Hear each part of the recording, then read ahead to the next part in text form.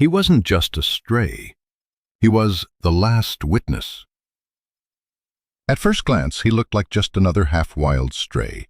Matted fur, a slight limp, amber eyes too alert for comfort. But when the old German shepherd blocked the forest trail and refused to move, retired Officer Jonas Hale knew something wasn't right. Then he saw the boy, unconscious, half buried in pine needles, barely breathing, no ID, rope burns on his ankles. And when Jonas looked back at the dog, it was already gone, vanished into the trees like smoke. But that wasn't the end. It was only the beginning of a trail that led to old case files no one wanted to reopen. A sheriff with secrets in his badge, and a billionaire who'd funded more than just charity work. Some dogs forget. This one remembered. And now he was leading Jonas back into the woods. Not to a body, but to a truth someone was willing to kill to keep buried. Because sometimes the only witness left has 4 legs. The snow didn't fall anymore. It devoured. Thick sheets of white swirled through the hollow like silent ash from some long-dead fire, blanketing the forest floor until the earth disappeared. Trees stood like ghosts in the whiteout, their bark sheathed in ice, their branches bowed beneath weight they hadn't chosen to bear. No birds sang, no wind whispered. Only the dull, mournful groan of the woods as the storm pressed in deeper. At the edge of this forgotten place, half buried beneath a drift of snow and time, leaned the remains of a shack. The walls canted inward like a body too tired to stand. The roof sagging in the center, its shingles peeled back like broken ribs. A rusted hinge creaked faintly where the door had once been. But no one heard it, no one but the cold, and inside, the cold had made itself at home. Theo Whitman, age 7, lay curled on the splintered floor, bound at the wrists with coarse rope. His arms were twisted behind his back, shoulders throbbing from hours spent in one position. His jeans, damp and stiff, clung to his bony legs. His flannel shirt, once red, now stained with frost and something darker, hung open at the collar, offering no warmth. He had no boots, no gloves, no jacket, only silence. His breath came in shallow wisps, little clouds that vanished as quickly as they formed. He blinked slowly, eyes rimmed with tears that had frozen before they could fall. Somewhere in the blurred edges of his thoughts he remembered warmth. A blanket, a dog named Jasper, the sound of cartoons in the background while his mom cooked macaroni. But those memories didn't feel real anymore. Not here. Not in this place where the wind had teeth. His fingers had long stopped tingling. They were waxy now, curled and purple at the tips. His lips were— Remember when they left him? Maybe last night. Maybe longer. Time had broken into pieces, scattered like shards of the shattered window overhead. A drift of snow had crept into the shack through a crack in the wall. It had piled up near his legs, inching closer as though the storm itself wanted to wrap around him, whisper lullabies in frost and finality. His breath fogged once more, thinner now, then faded again. Silence, deeper this time. A silence that felt like a closing door. He let his eyes shut, the pain in his arms, his legs, his chest. It all dulled now, lost under the heavy blanket of cold. He no longer felt the floor beneath him, no longer felt the rope biting his skin. He drifted somewhere between sleep and stillness, where fear no longer had shape and the cold felt like sinking. And then a sound, so faint he thought it might be imagined, a soft, muffled crunch, snow yielding beneath something, not wind, not tree limbs. Feet. His lashes fluttered, eyes, barely open, tried to focus. He didn't move, couldn't, but he listened. straining like a child trying to catch a bedtime story from the hallway. Crunch. Then again. Closer. Something was out there. His chest tightened with something he didn't recognize. Not yet hope, but not despair either. A flicker, a question. Were they back? Had they come for him again? Or was it something else? The snow outside hissed against the warped wood, steady as breath. And then he heard it. A low, almost imperceptible sniff. Not human, not sharp. Animal. He wanted to lift his head, to call out, but his throat ached, lips too dry, tongue thick, no voice came. Just a breath, barely more than a whisper. Still the steps came again, deliberate, slow, pressing through snow like someone who knew the weight of it, like someone who wasn't in a hurry, but was sure of where they were going. A shadow shifted across the broken window. A shape passed. Theo's heart stuttered. He forced one more breath through numb lungs. His lips parted. A sound came. Not a word, not even a cry, but a rasp. Fragile, like the wind catching on a blade of grass. Then, silence again. The crunching stopped just beyond the door. For a long time, nothing moved. Then, with the gentlest creak, something nudged the half-rotted wood open.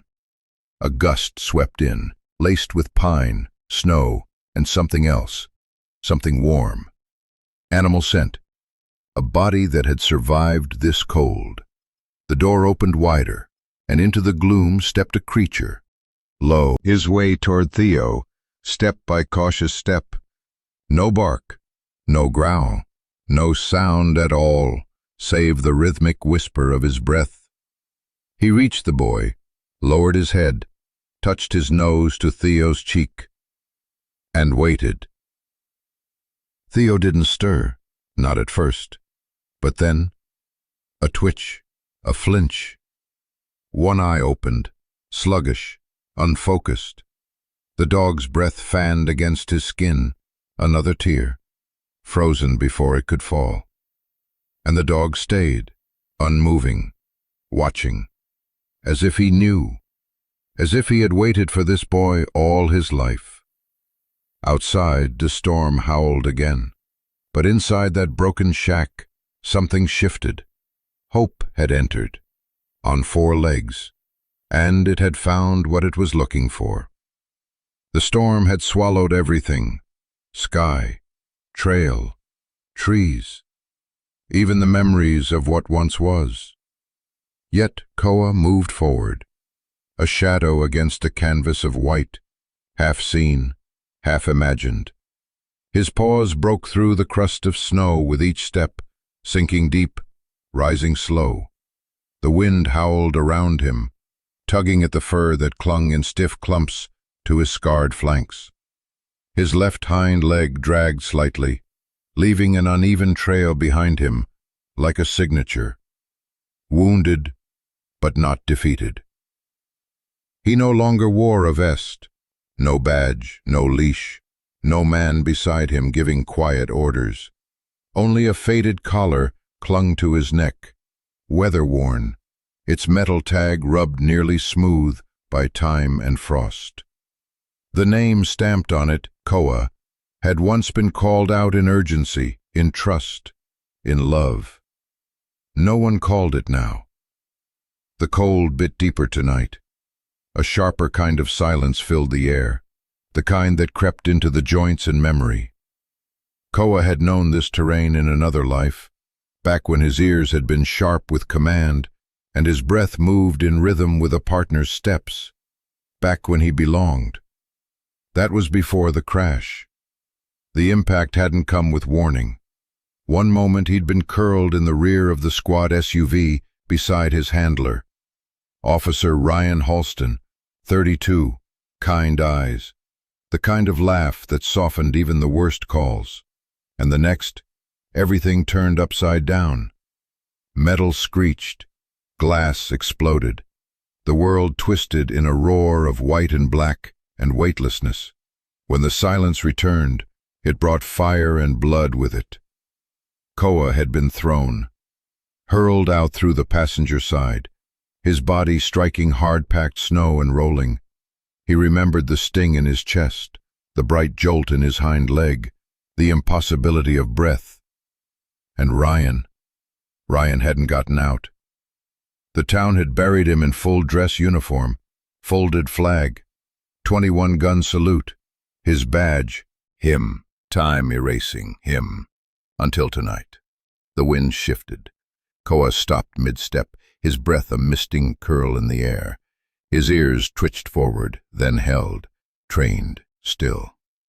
There, faint, almost buried beneath pine sap, snow rot, and old wood. But it was there. A scent, human, young, and something more. Rope, stale sweat, the metallic tint of fear. His pulse quickened, barely, his tail once low, rose just enough to slice through the air behind him. He moved again. His paws punched new prints into the snow, carving a single path with no hesitation. The scent trail was thin, likely laid down hours ago, but the wind had spared it, curling it along the slope of the valley like thread waiting to be pulled. And Koa pulled. He climbed through the trees, their limbs rattling like old bones, past a frozen creek bed, past the carcass of a snow-buried vehicle, its frame twisted from some long-forgotten wreck. Every step burned in his hip, but he didn't slow. Something about the scent pulled at him deeper than instinct. Not just child, not just fear, something familiar, faint, like the ghosts that followed him. He crested the rise and stopped. Below, nestled at the base of two leaning pines, stood the shack. It wasn't much, a cabin, half collapsed, walls bowing inward, the roof caved slightly at the center. From this angle, it could have passed for a forgotten woodshed, a hunting post, abandoned years ago. But Koa knew better. He stood there, motionless, chest rising and falling with the soundless rhythm of something ancient and precise. He didn't bark, didn't charge. He waited, read the wind. The smell of mildew curled from the cracks in the wood, and beneath it, still there, was the scent of child, alive, weak, and the rope. His breath steamed from his nose, his body, though stiff, readied. Down the slope, slow, every footfall measured. He reached the base and paused just feet from the door. Snow had drifted up against it, but a patch had been disturbed recently. Faint, uneven drag marks, like someone had been pulled. A trail, not left by choice. He nudged the snow aside with his muzzle. The tip of the door creaked, inside darkness. He stepped through. The air was rank with cold rot, dust, and pain. And in the far corner, he saw him, a boy, small, still, bound. Koa held motionless for a beat, just long enough to be sure the boy was breathing. His eyes adjusted, scanning for threat, movement, sound, heat. Nothing. Then he moved. The scent was clear now. Up close it spoke of hunger, neglect. The long, sour note was trained to do. And someone finally needed him again. The boy's breathing was shallow, a thin, uncertain thread winding through the freezing dark. Koa stood over him, unmoving, as the cold reached in from all sides, like fingers eager to claim what life remained. The child was curled unnaturally, as if trying to disappear into himself. The rope binding his wrists had sunk deep into skin, frozen, stiff, and coarse, the color of dried bark. His flannel shirt, wet at the collar, clung to ribs far too visible for a child of 7. Koa lowered his nose again, brushing gently along the boy's temple. No response. He exhaled, a warm cloud of breath, and pressed his snout to the child's cheek, firm this time. A twitch, The boy's brow pinched faintly. A whisper of pain or fear, perhaps both, passed across his face. But his eyes stayed shut, sealed beneath lashes, rimmed with frost. Koa sniffed along the rope, smelled skin, salt, blood, then lowered his head and gently took the knot into his jaws. The rope was old, fibers stiffened by ice. He clamped down slowly, not like a predator, but like a craftsman, trained and methodical. He bit, paused, shifted his grip, bit again. The knot cracked under the pressure. It took longer than it once would have. His jaw, no longer as strong as it was in his prime, worked against the cold and fatigue. But finally, with a dry snap and a frayed sigh of surrender, the rope unraveled. Theo's arms dropped, limp and bloodless, to the floor. Koa nudged his shoulder again. The boy groaned softly, a broken sound, brittle as glass. His head lolled to the side. His lips moved, barely forming the ghost of a word. Cold, that was all. But it was enough. Koa circled once, assessing. The shack groaned with the weight of ice and neglect, as if it too were moments from collapse. The roof leaked snow in silent rivulets. A chill pushed through every crack in the wood. This was no place for healing, no place for living. He stepped behind the boy, crouched low, and backed his body toward him, flank first. The motion was practiced, a muscle memory born from years of drills and deployments. He'd done this before, many times. Only then it had been children pulled from rubble, out of smoke-filled stairwells. Now it was just this boy, in the quiet end of the world. Koa nudged Theo's torso with his shoulder, then twisted his neck, nosing the boy upright. It took several tries. The child was barely conscious, but somewhere, some part of him, responded to the warmth, to the steady breath, to the quiet presence of a creature that didn't demand anything but trust. At last, he didn't flinch. He widened his stance, let the boy settle. He looked once toward the door. Then he walked. The snow met them like a wall. As Koa stepped outside, the wind rushed in, lashing sideways through the trees. The cold was deeper now, a hungry thing. But he pressed on, Theo draped across him like a fallen banner. Step by step, he carved a trail through the white. The drifts reached to his chest in places. The earth beneath was no longer visible, only the endless hush of snow and sky and storm. Behind him his tracks vanished within moments, swallowed whole, but he never looked back. His pace was slow, deliberate. Every movement balanced weight and injury and purpose. His hind leg buckled once on a slope of packed ice, but he caught himself, adjusted, kept going. Above them, trees leaned as if listening. Branches creaked. Ice cracked. The forest groaned, not in menace, but in witness. Koa's breath puffed from his nose in bursts, steam curling up and out like a signal no one would see.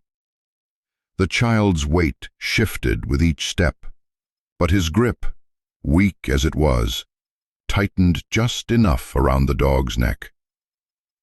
And for the first time, Theo made a sound. Not a word, just a breath. Against the wind. A breath that didn't give up.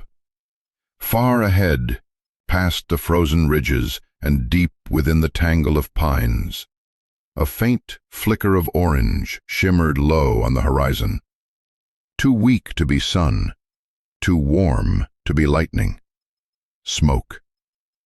Koa lifted his head toward it. Nostrils flared.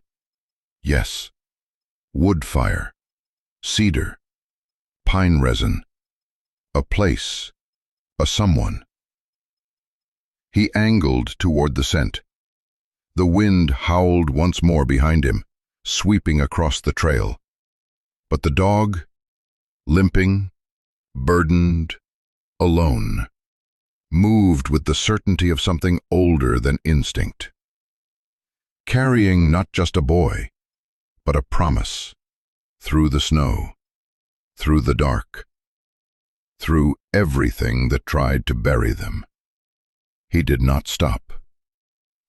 The fire had burned low, only embers now, curled like tired hearts beneath the cast-iron stove in the corner of the room.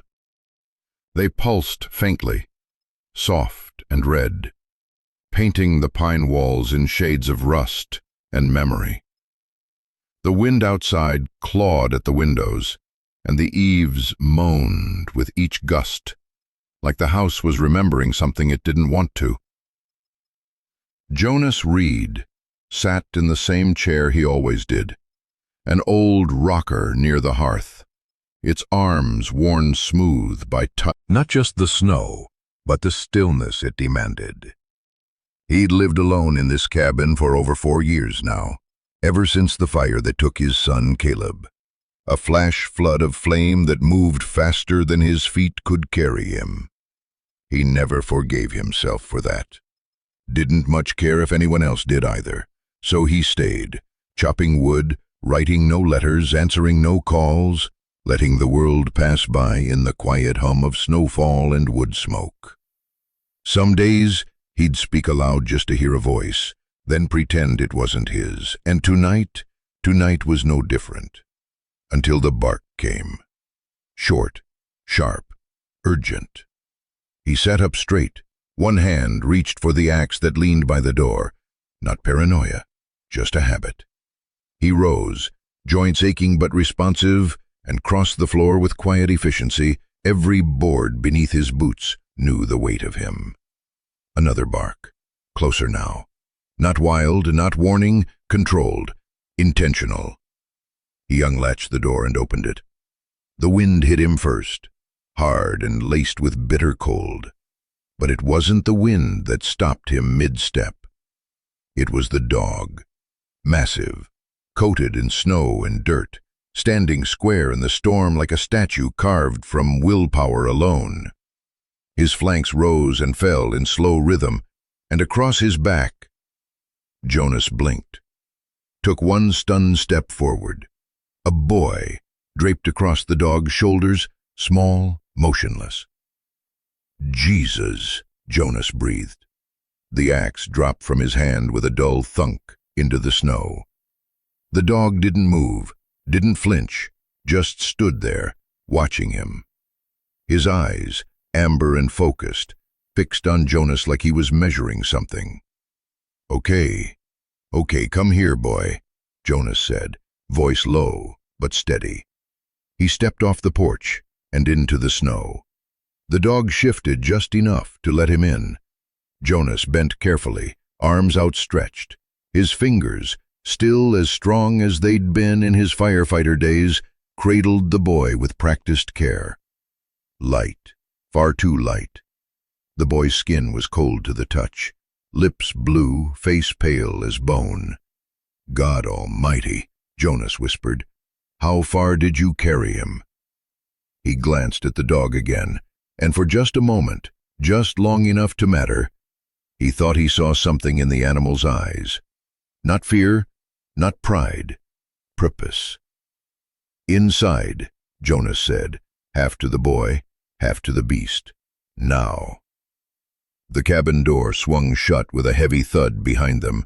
Jonas moved fast, clearing space on the worn sofa, pulling down the wool blanket from the backrest, kicking aside the firewood bucket. He laid the child down gently, then grabbed the kettle from the stove and poured steaming water into a basin near the sink. The dog stood near the door, silent as stone, his breath coming in steady huffs. Rescue, frostbite protocol.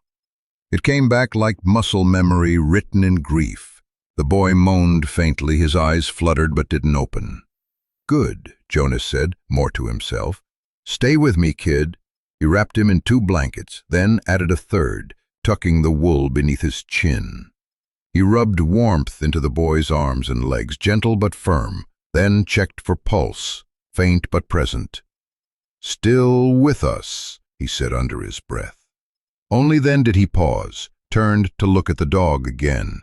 The animal was watching him, not just standing there, watching, quiet, still, like a sentry who had finished his job and wasn't sure what came next. Jonas met his gaze. "Where the hell did you come from?" he murmured. The dog didn't answer, of course not, but his tail flicked once. Outside, the storm beat its fists against the cabin walls. Inside, something else settled. Not peace, not yet, but the kind of stillness that says someone has survived, and sometimes that's enough to begin again. The boy trembled beneath the layers of wool, his body trying to remember how to live. Jonas knelt beside him, one hand gently pressed against the child's sternum, feeling for rhythm, breath, heartbeat, some whisper of life not yet surrendered. For a moment there was nothing. Then a shallow exhale ghosted past the boy's cracked lips, faint, ragged, but real. "You're still here," Jonas said softly, like speaking too loud might break the thread that tethered the child to this world. He reached for the kettle again, pouring warm water into a metal bowl, then dipped a cloth into it. Steam rose as he wrung it out. Carefully he dabbed the boy's cheeks, brushing away the frost clinging like ash.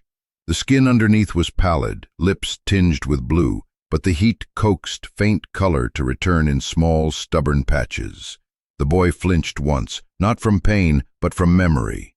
A shiver that ran deeper than the cold. Jonas paused, hand midair. "It's okay, kid," he murmured. "You're safe now. You're not out there anymore." He turned Theo gently, careful not to jostle the fragile balance between hypothermia and fragile warmth. That's when he saw them, the wrists.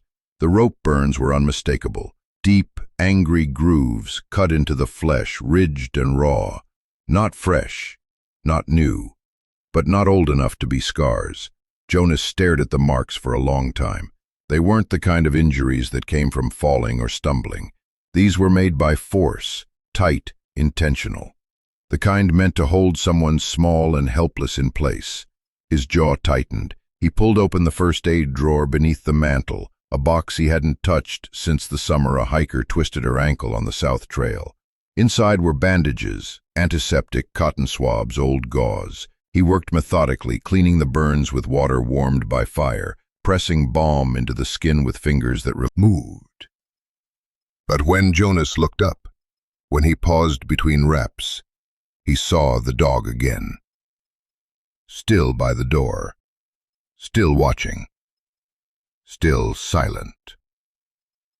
Snow dripped from the dog's coat, forming a small pool at his feet. But he hadn't shaken it off. He hadn't moved from that spot since entering the cabin. His gaze, amber and unwavering, was fixed not on the room, not on Jonas, but on the boy. There was no fear in it, no confusion, only vigilance, as if he knew this child, as if his duty wasn't over. Jonas swallowed and finished bandaging the wrist. He reached for the boy's other arm, repeating the process. Burns there too. Symmetrical, just as deep, deliberate. Jonas leaned back, rubbing his hands down his face. He stood slowly, joints popping from the crouch. Moved to the hearth, stirred the fire back to life with a few fresh logs. The flames licked at the wood like breath returning. The room warmed, a small miracle in a night that had been nothing but bone and silence. Behind him, the dog let out a single breath. Not a bark, not a whine, just a slow, rumbling exhale, the kind that comes not from exhaustion, but release. Jonas turned. "You're not a stray, are you?" he said aloud. The dog didn't react. Not physically, but his gaze shifted, finally, from the boy to the man. There was something there. Recognition. A flicker behind those tired eyes. Jonas walked over to the coat rack, pulled his old ranger's parka from its peg. From the pocket, he dug out a flashlight and a handheld radio, both outdated, but still functional. He hesitated, then looked back. "You carried him here," Jonas said, more certain now than when he'd first seen them on the porch. He stepped closer. The dog's ears twitched, but he didn't move. Jonas crouched beside him. The scent of pine, wet fur, and long miles radiated off the dog's body. He reached out slowly, palm up. The dog didn't flinch. His fingers brushed against the matted fur near the collar. Beneath the grime and age, a tag dangled from a rusted ring. Jonas turned it gently in the light. Koa. The name was etched in deep letters, barely visible under layers of tarnish. Jonas exhaled, a low, almost reverent sound. Koa. He'd heard that name once, years ago. A news report. A funeral. A K-9 officer declared dead after a crash on the Ridge Road. His handler, Ryan Halston, died at the scene. A small sigh escaped him. Jonas stood still for a long time. Then he whispered, almost to himself, "You're not just a dog." The fire crackled behind him, steady now. Outside, the storm began to shift, no less fierce, but slower somehow, like the forest had paused to listen. And inside, a man who had once failed to save his own son stood in silence, staring at the thing he never thought he'd see again. A second chance. The storm had quieted to a whisper. Wind still moved through the pines, but its howl had faded, as if something sacred had passed through and demanded silence. Inside the cabin, the fire had settled into a soft glow. Shadows stretched gently across the walls like memory reaching through time. Jonas sat at the small table near the window, a cup of rewarmed coffee in his hand. He hadn't taken a sip in 20 minutes. He wasn't thirsty. He was watching. Across the room, Theo slept on the couch, half swaddled in the wool blankets Jonas had layered around him. One small hand still rested in Koa's fur. The dog lay curled beside him, breathing slow, eyes barely open, not asleep, but resting. Always alert. Always listening. And Jonas? He was waiting. The boy had stirred once an hour ago, a low moan breaking the hush, his lips twitching toward speech. Jonas had crouched beside him, whispered words meant more for comfort than answers. Now, as the flames popped in the stove, Theo's eyes blinked open again. Not fully, not with the quickness of recovery, but with the half-lidded uncertainty of someone caught between dream and memory. Jonas rose quietly and came to sit at the edge of the couch. "Hey," he said, voice soft, even. "You're safe. You're inside. Just take your time." The boy's gaze moved, slowly, from the shadows on the ceiling to the side of Jonas' face. His eyes were glassy, rimmed with exhaustion and something deeper, something old. The boy began, but his voice cracked. Jonas reached for the mug of water he'd placed nearby, helped him drink a few slow sips, then waited. Theo blinked again. His voice, when it came, was barely above a breath. He smelled like smoke." Jonas leaned in. "Who?" Theo's brow furrowed, the words thick with something caught between fear and instinct. "The man. The one who tied me. always smelled like smoke, like cigarettes, but worse, like fire that never went out. Jonas didn't answer right away. Behind them, Koa's ears shifted. The boy continued, side cabinet and opened the small drawer beneath the shelves. Inside was a portable cassette recorder, old, battered, sun-faded from the days he used to keep it in the glove box of his fire truck. Alongside it were 3 labeled tapes, mostly training recordings from emergency briefings, old field instructions he couldn't quite bring himself to throw away. He hadn't played them in years, but something tugged at him now. He slid one tape into the recorder and clicked play. A crackle of static broke the air, followed by a low voice giving coordinates, a date, wind speed, calm, procedural. Theo's eyes shifted toward the sound, slow and cautious. Jonas kept his hand on the player, ready to stop at any sign of distress. Then the voice changed. Another speaker came on. Male, rougher, unscripted. Secure the line. No movement until I say so. You hear me? Tighter. He doesn't learn if he can still breathe. Theo's entire body jerked.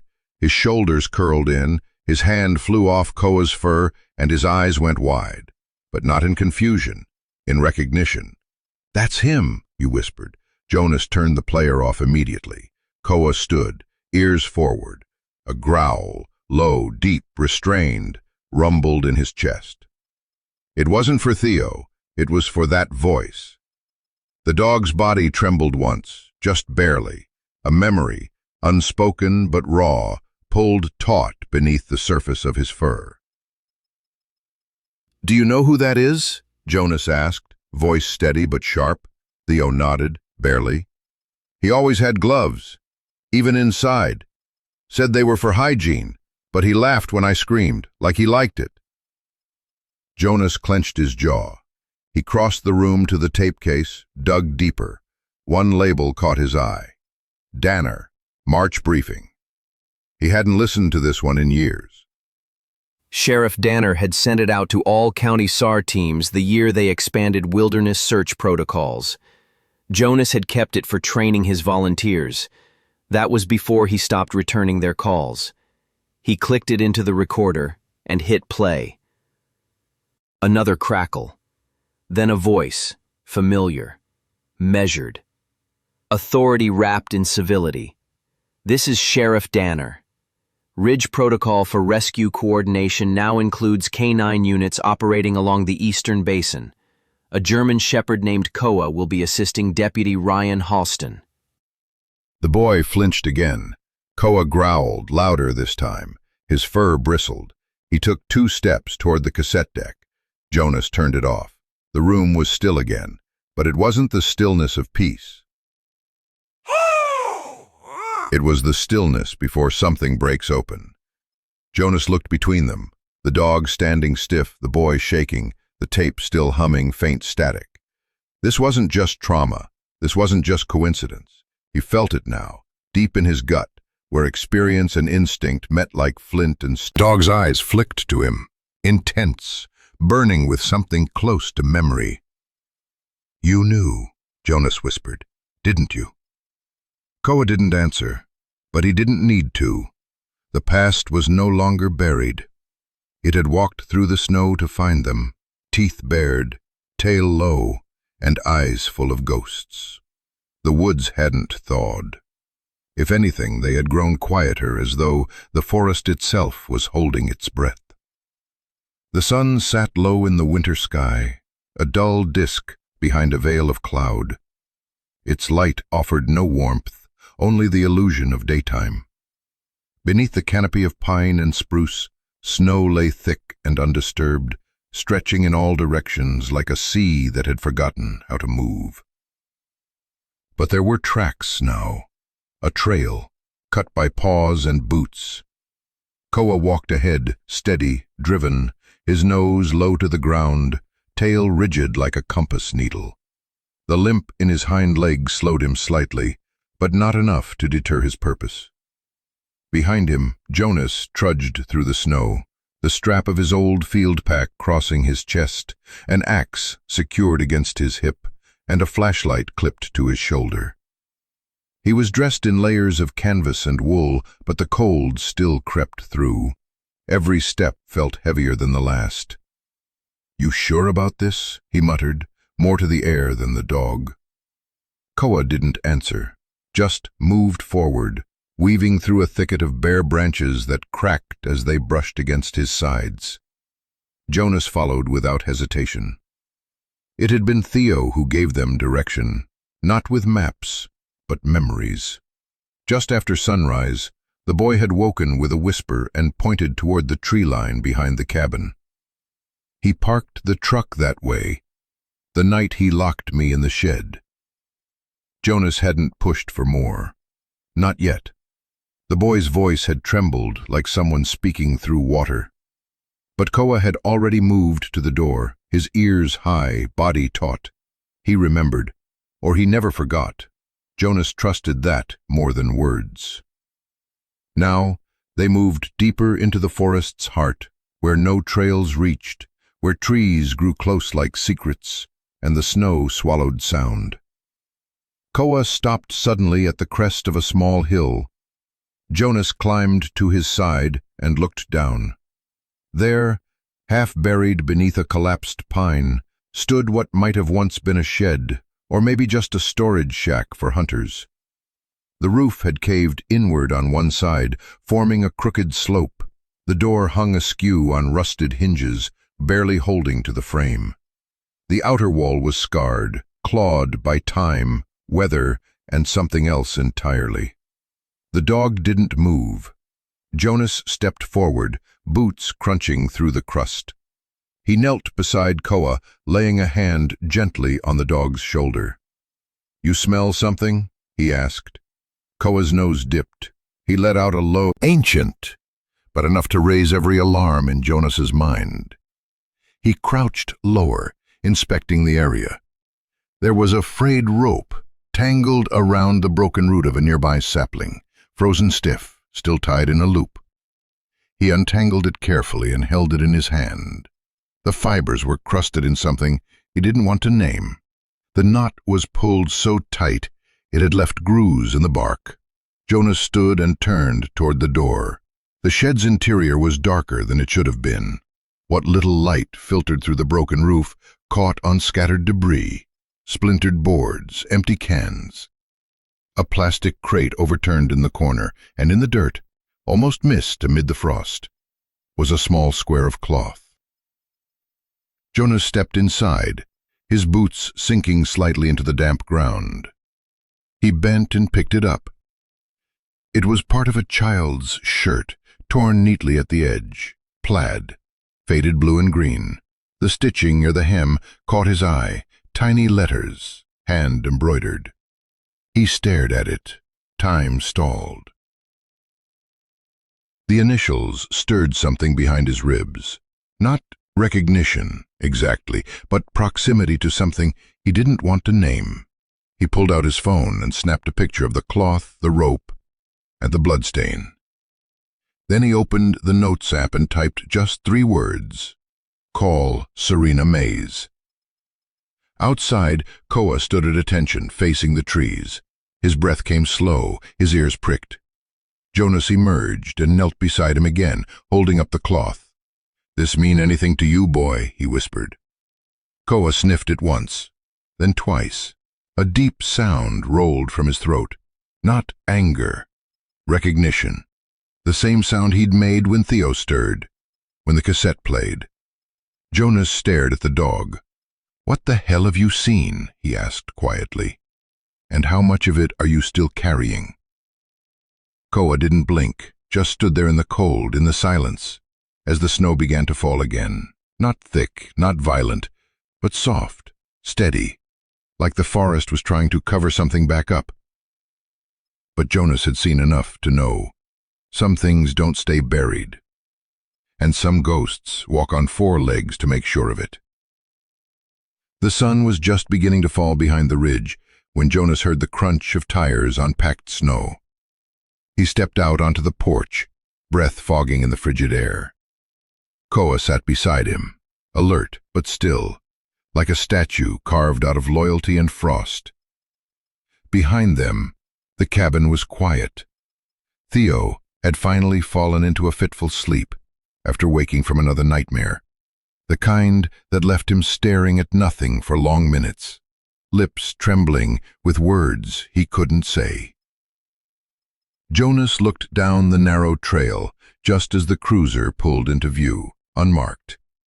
Civilian plates.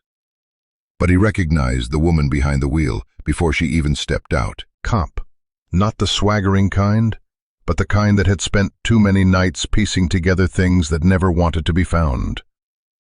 When she reached the porch, her eyes went straight to the dog, then to Jonas. "This the one?" she asked. Jonas nodded. "His name's Koa." She looked at the animal for a beat longer than necessary, then stepped forward and extended a gloved hand to Jonas. "You said it couldn't wait."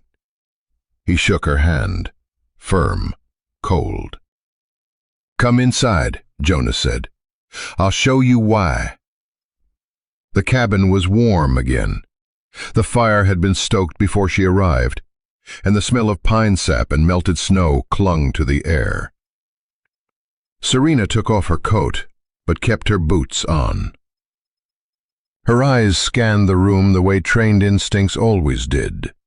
Exits, windows, weapon reach. Jonas poured coffee, black, no sugar. Handed it to her without asking.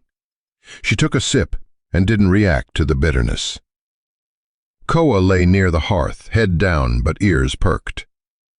Jonas sat across from her and pulled a folded square of fabric from the table.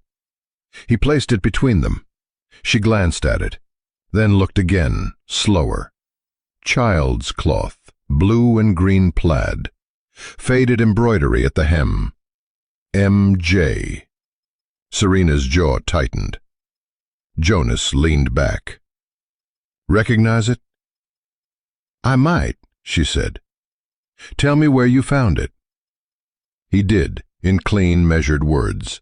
The shed, the rope, the blood, Koa's behavior. When he finished, she didn't speak right away.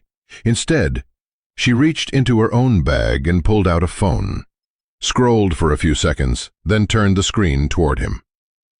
A photo, a school picture of a boy, no older than 8, smiling, gap-toothed, wearing a plaid shirt almost identical in color and pattern. "Micah Jameson," she said. "Went missing 2 months ago from a trailer park in Bay Hollow." Jonas looked from the phone to the fabric, then back again. "That's him," she said quietly. "Or it was." "What happened to the case?" Jonas asked. Serena set the phone down, folded her hands. "It got buried," she said. "His aunt, Martha Jean, reported him missing. Swore up and down that it wasn't a custody dispute. Said she'd seen a green truck near the lot before Micah vanished. Gave a partial plate number, gave names, gave everything." Jonas could feel it coming. "And?" "Sheriff Danner shut it down within 3 days," Serena said. "Called it a misunderstanding. Told the press it was a runaway. Never issued an Amber Alert. Never followed up." "Why?" She didn't answer right away.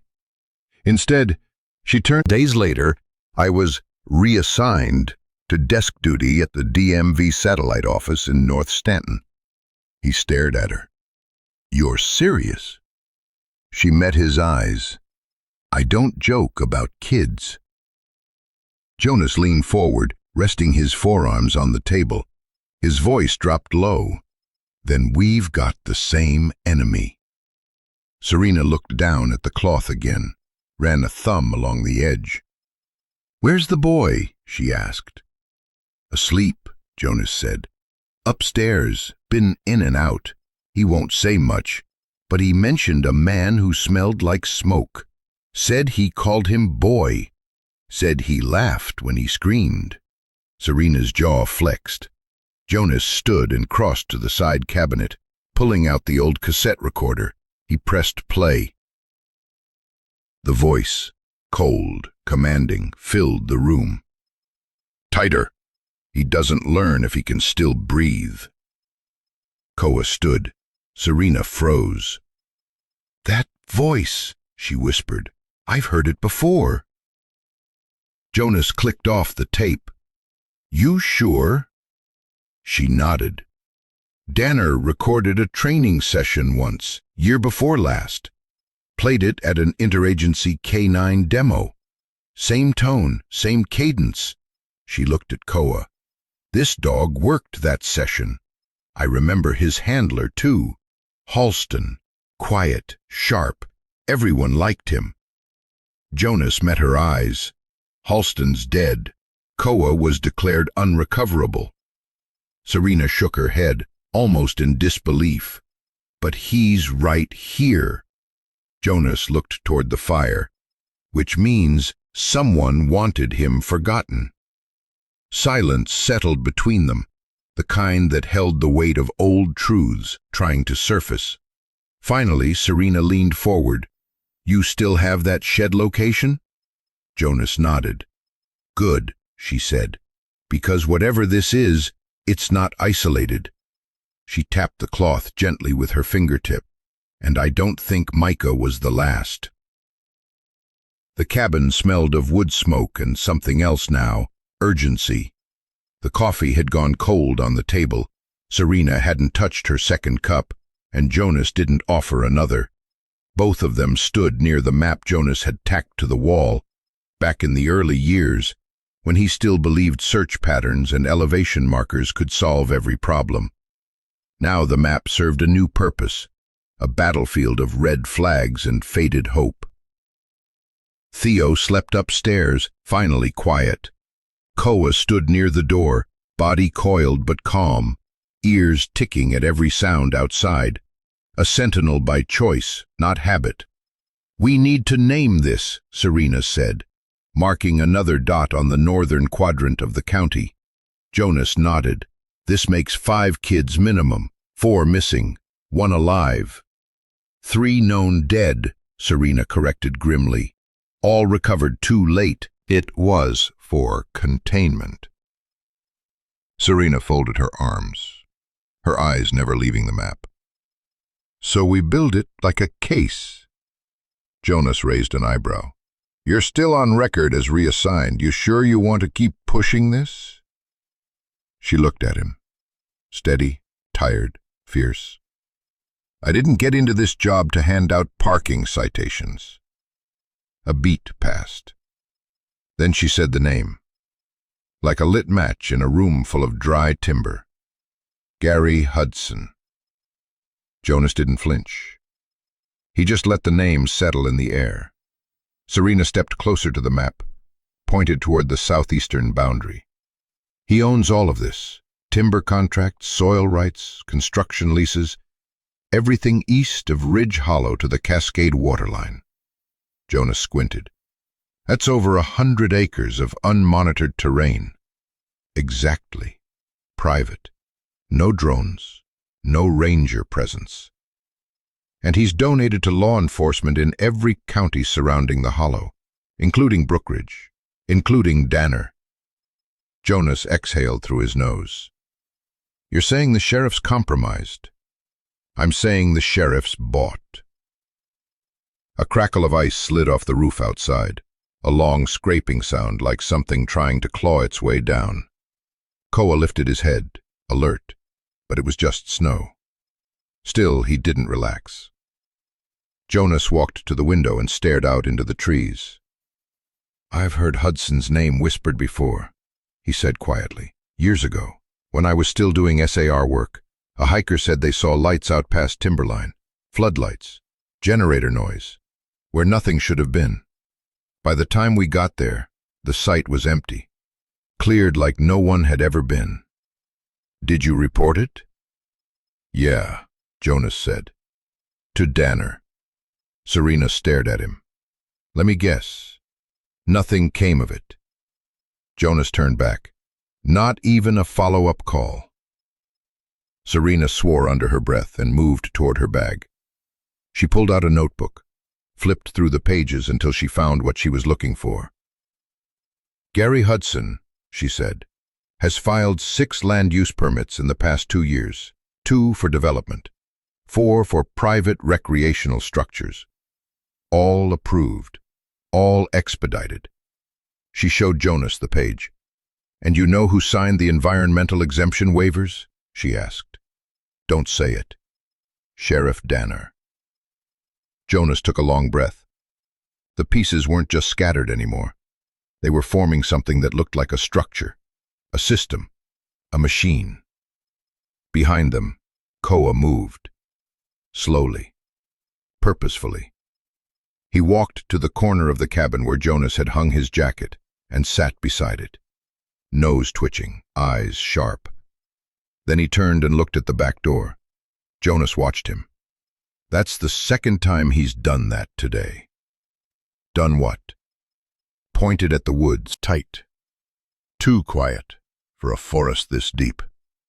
Koa stepped out, sniffed once, then looked back over his shoulder. Not to ask permission, to summon. Jonas pulled on his coat. You trust him? Serena asked. With my life, Jonas said simply. They followed.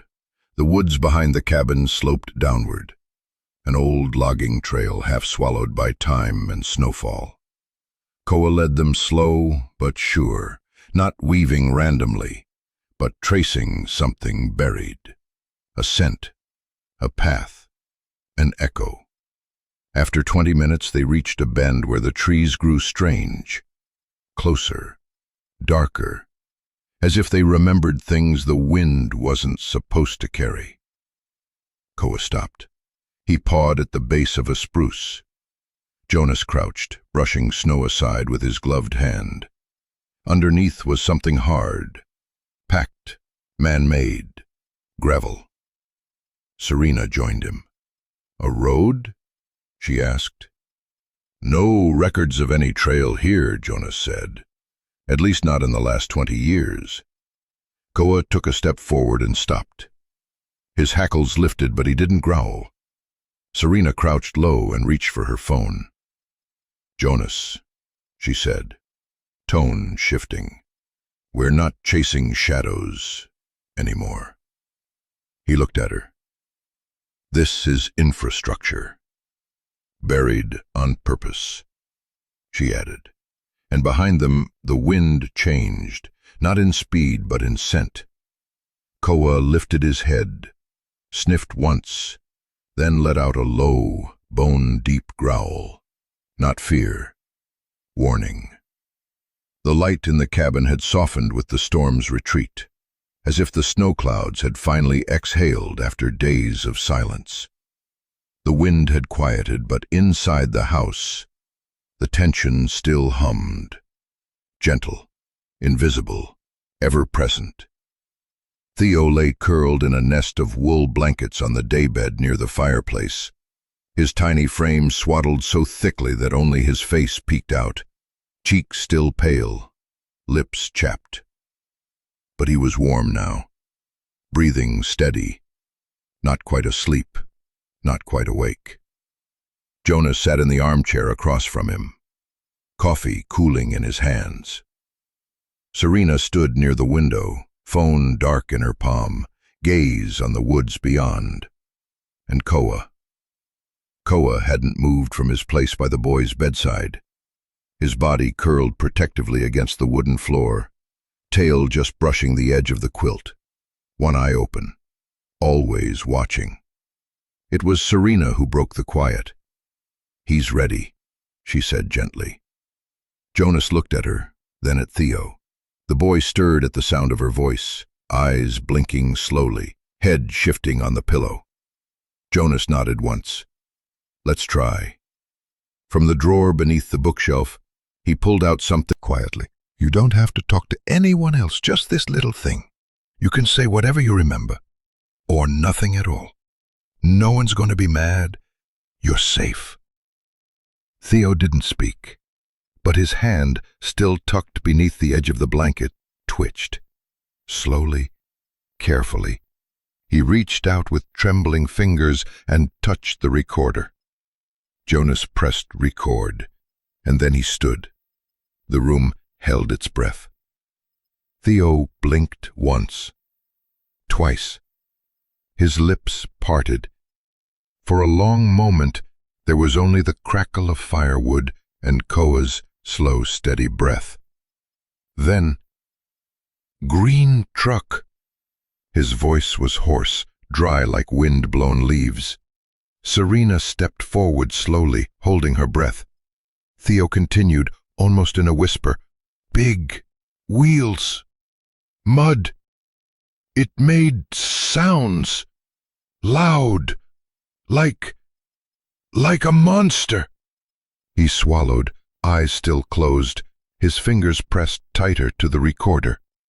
"I was cold. In the back. The air smelled like smoke.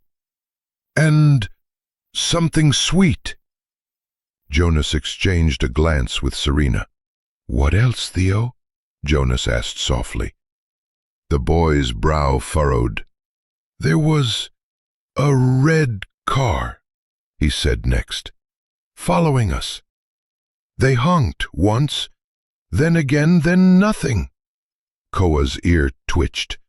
"Can you remember who was with you?" Serena asked gently. Theo's eyes opened, but he didn't look at anyone in the room. He looked past them, into memory. "There was a girl." His voice shook. "She sang sometimes, but not like happy singing, like—" He trailed off. Jonas waited. Theo's mouth trembled. "She tied the ropes." That landed like a rock, dropped into still water. Jonas crouched again, his voice calm. "What was her name, Theo?" The boy hesitated. Then he whispered it, like a secret. "May." Serena stiffened. Theo clutched the recorder tighter. "She hummed all the time, even when I cried. She just hummed and tied the knots real slow." Jonas placed a steady hand over the boy's fingers. "You did good, Theo. Real good." The recorder beeped softly as Jonas turned it off. The room fell silent again, except for the fire crackling behind them. Serena was already scrolling through something on her phone.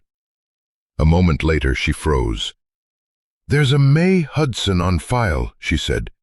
"Daughter of Gary Hudson's brother. No criminal record, but she's been off the grid since 2021. Last listed residence was a ranch upstate, shut down for animal cruelty." Jonas stood. That Kent nose dipped close to the child's cheek, then withdrew gently. Outside, the moon rose like a witness over Aspen Hollow. And in the recorder, nestled beside Theo's sleeping hand, the red light still blinked. Waiting, recording more than just words now, recording truth. The wood stove crackled, casting long shadows that danced across the walls of Jonas Reed's cabin. Outside, the wind had quieted, but the forest never truly fell silent. Trees moaned softly under their own weight. Somewhere deep in the pines, a lone owl called. Inside, the tension was different, still, controlled, but waiting, like a drawn breath held too long. Serena Mays sat cross-legged on the worn rug near the hearth, a weathered duffel bag open beside her. Jonas stood by the window, one arm braced against the frame, his gaze scanning the tree line. Koa lay curled at Theo's feet again, ears occasionally twitching, nose lifted as if reading memories from the air itself. On the table sat an old cassette player, stained, dented, a relic from another life. This was part of Halston's training archive, Serena said quietly, feeding the tape into the slot. Old drills, conditioning exercises, the kind of stuff no department bothers to keep anymore, unless you knew what to listen for. Jonas turned. His face was carved from silence, but something flared in his eyes. Memory, maybe, or guilt. Theo, bundled in blankets on the couch, stirred. His eyes followed the tape player. With a soft click, Serena hit play. A few seconds of hissing static, then a man's voice crackled to life. Low, warm, firm. "Koa, sit." A pause. Then, "Good boy, now watch me." Theo blinked. Koa lifted his head, ears pricking forward. Jonas exhaled slowly. "That's Halston." Serena nodded. "Listen." The tape continued. Halston's voice walked through a series of obedience drills, basic at first, then more tactical, calm, clear, the voice of a man who trained with kindness, with purpose. But then, a different voice cut in, abrupt, cold. "Tighter. He doesn't move until I say." Theo flinched. Koa growled. The sound came from deep in his chest, not bark, not warning. It was recognition wrapped in rage. Jonas stepped forward. "Pause it." Serena froze the tape. The room held its breath. Theo sat up straighter under the blanket. His eyes, though clouded by exhaustion, had sharpened into something clearer now, something closer to fear.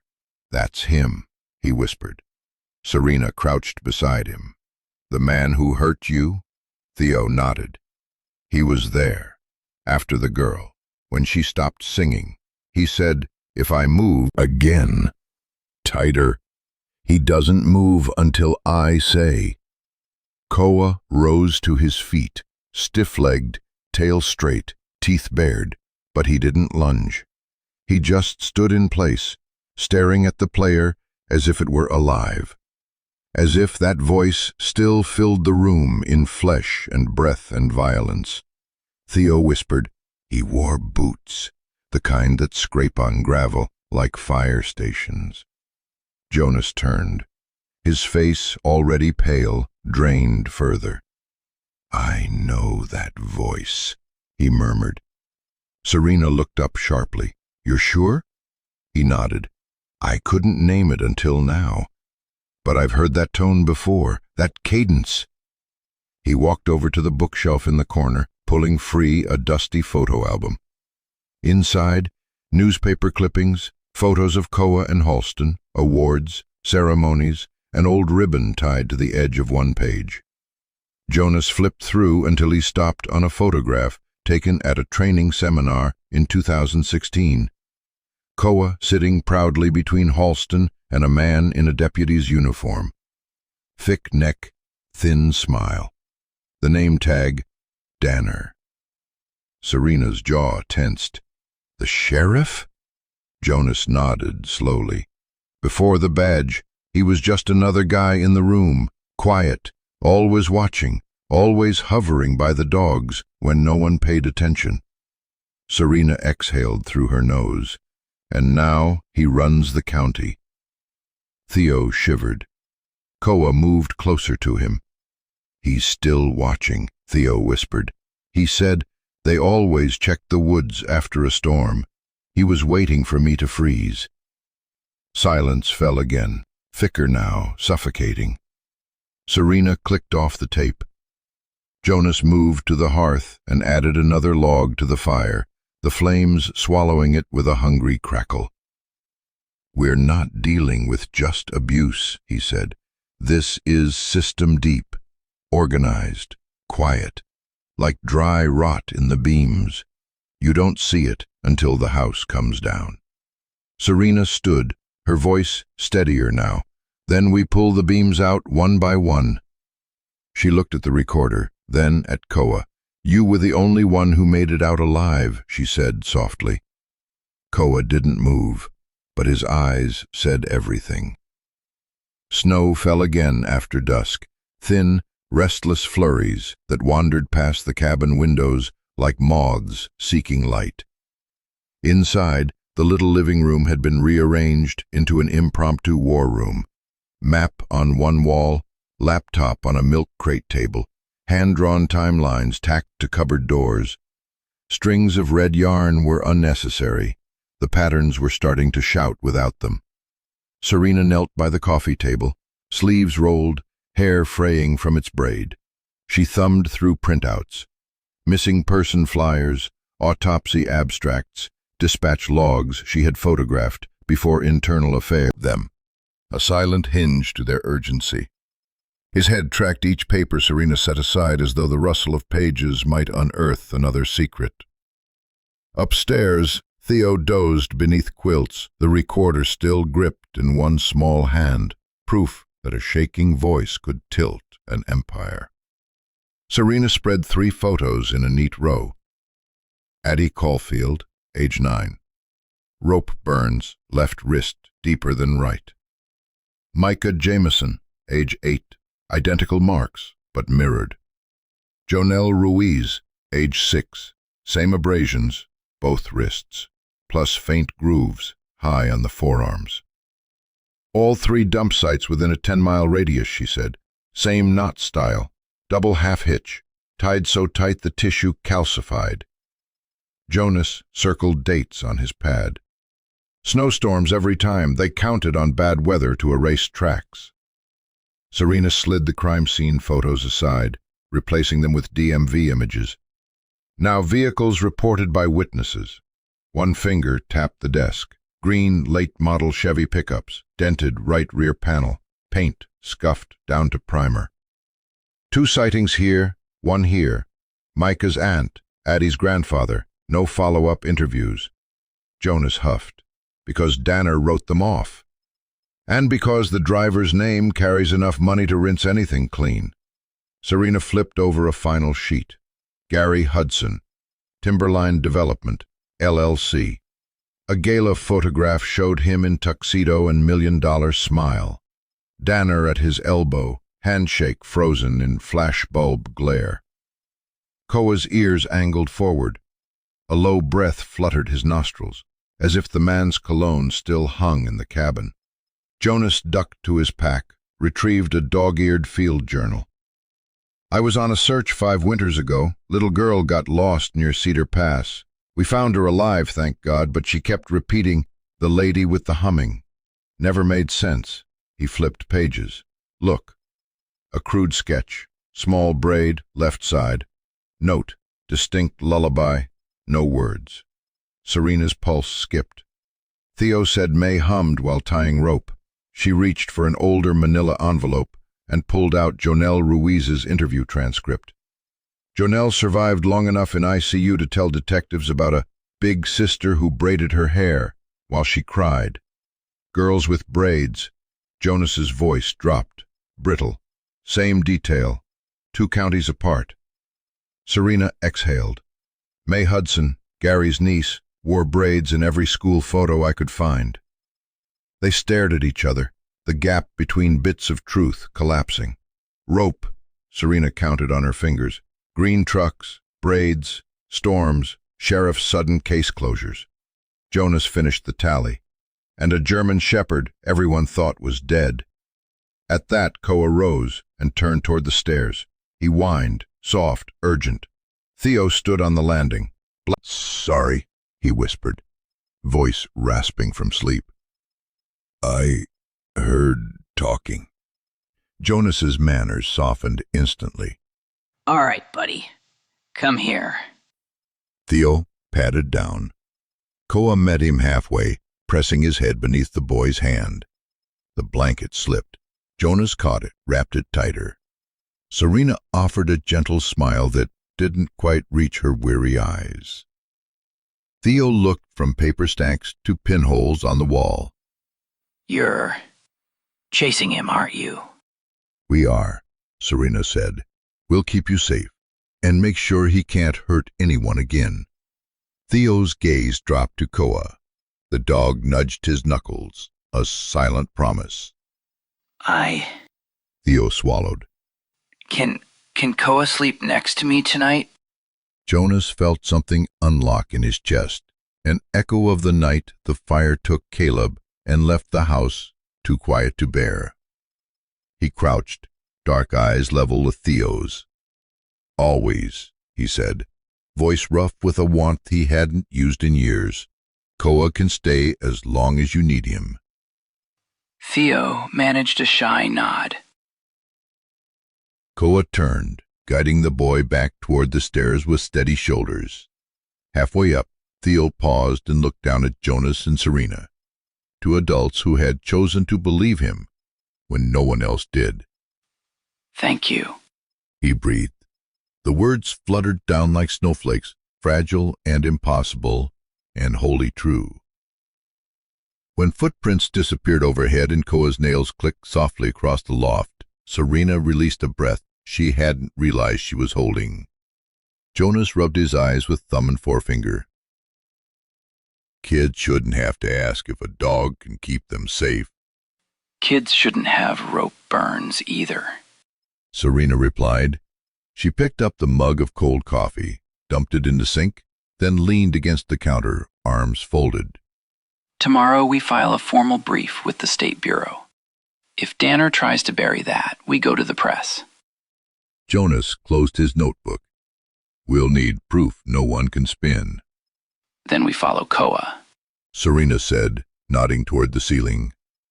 "He's our living warrant." Jonas allowed himself a small, wry smile, the first in days. "And the best partner I never knew I needed." Outside the wind shifted. The flurries thinned, stars peering through torn clouds. Somewhere in the deeper woods a branch snapped, not threatening, just the forest settling under its own weight. Inside, two investigators and a grief-worn dog built a lattice of evidence the storm could not erase.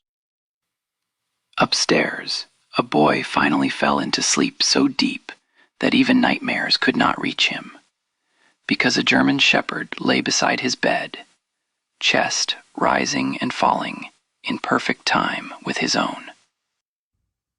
And into the pines. Inside, the cabin slept. Serena on the couch, service pistol within reach.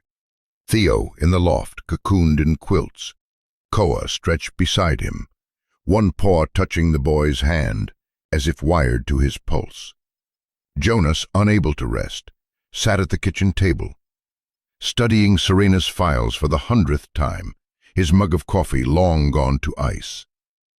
The hush was thick, padded by snowfall and the distant hush of river ice shifting beneath the valley. Then something cracked outside, sharp, unnatural, too deliberate for a settling limb. Jonas's head snapped up. On the loft, Koa lifted his muzzle from his paws. A low rumble vibrated in his chest, subtle but enough to wake Theo, whose eyes fluttered open. Jonas held up a calming hand. The boy stilled, trusting the gesture, and the dog. Koa moved first. He rose, joints silent, and padded down the stairs with predator softness. Jonas met him at the landing, grabbed the heavy flashlight from its hook, and eased the bolt on the front door without a sound. Serena stirred on the sofa, one hand gripping the pistol. He signaled her to hold. She nodded, sinking into shadow, eyes sharpened. Jonas opened the door 3 inches. Icy air knifed across his face. At first, he saw only the porch rail, the frozen road, the silent trees swaying like dark bell ropes. Then Koa stepped out, nose testing the wind. The fur along his shoulders prickled. A single growl slipped between his teeth, a sound Jonas had learned meant run if you're prey. Across the clearing, maybe 20 yards out, something moved behind the tree line, a pale blur yanked back by darkness. Jonas swept the flashlight beam and caught a fleeting glimpse of a boot print as the figure pivoted into deeper shade. The light bounced off a jacket slick with frost. The body was large, confident, practiced. It vanished into the trees. Koa exploded off the porch. "No!" Jonas hissed, but the dog had already crossed the clearing, carving trenches through the snow. Jonas bolted after him, boots pounding, breath burning. Branches whipped his face as he entered the pines. Moonlight fractured through the canopy in shards, illuminating wide, fresh tracks that veered toward a ridge. Jonas lost sight of the intruder, but Koa hadn't. His snarls echoed off trunks like torn cloth. Then, a scuffle, a thud, a curse swallowed by wind. Jonas skidded down a short slope and nearly collided with the dog, who stood bristling at the base of a fir. Nothing else. No one. He swung the flashlight. The stranger was gone, tracks skittering downhill before disappearing into crusted drifts that avalanched on themselves. Whoever it was knew how to vanish in snow. The light. A small weatherproof trail camera was strapped there, with camo tape, lens angled directly at the cabin. Jonas's stomach dropped. He reached up, fingers numb, and unbuckled the strap. The camera was newer than anything he owned. Infrared, motion-activated, battery pack still warm from recent use. He slipped it into his coat, then crouched beside Koa, running a hand over the dog's neck. Koa trembled, not with fear, but with adrenaline he refused to release. "Good boy," Jonas murmured, though the words felt insufficient. Together they climbed back toward the clearing, Jonas sweeping the beam just in case, but the woods had retreated into perfect, deceitful hush. At the porch, Serena waited, pistol lowered but ready. "Saw him cut west," she said calmly. "Too dark for a shot." Jonas held up the camera. "He left us this instead." She holstered the weapon, eyes narrowing. "Hudson's men? Or Danner?" Jonas exhaled visible frost. Whoever it was stood out here long enough to set the angle. They weren't sightseeing. Serena opened the door. They slipped inside and locked it with the iron bolt and 2 timber braces she'd insisted on installing that afternoon. She flicked on a desk lamp, and the 3 of them huddled around the camera like conspirators beneath a single candle. Koa padded upstairs to check Theo, whose anxious eyes met his and softened. The dog lay beside the boy again, heartbeats synchronizing until the child's breathing eased.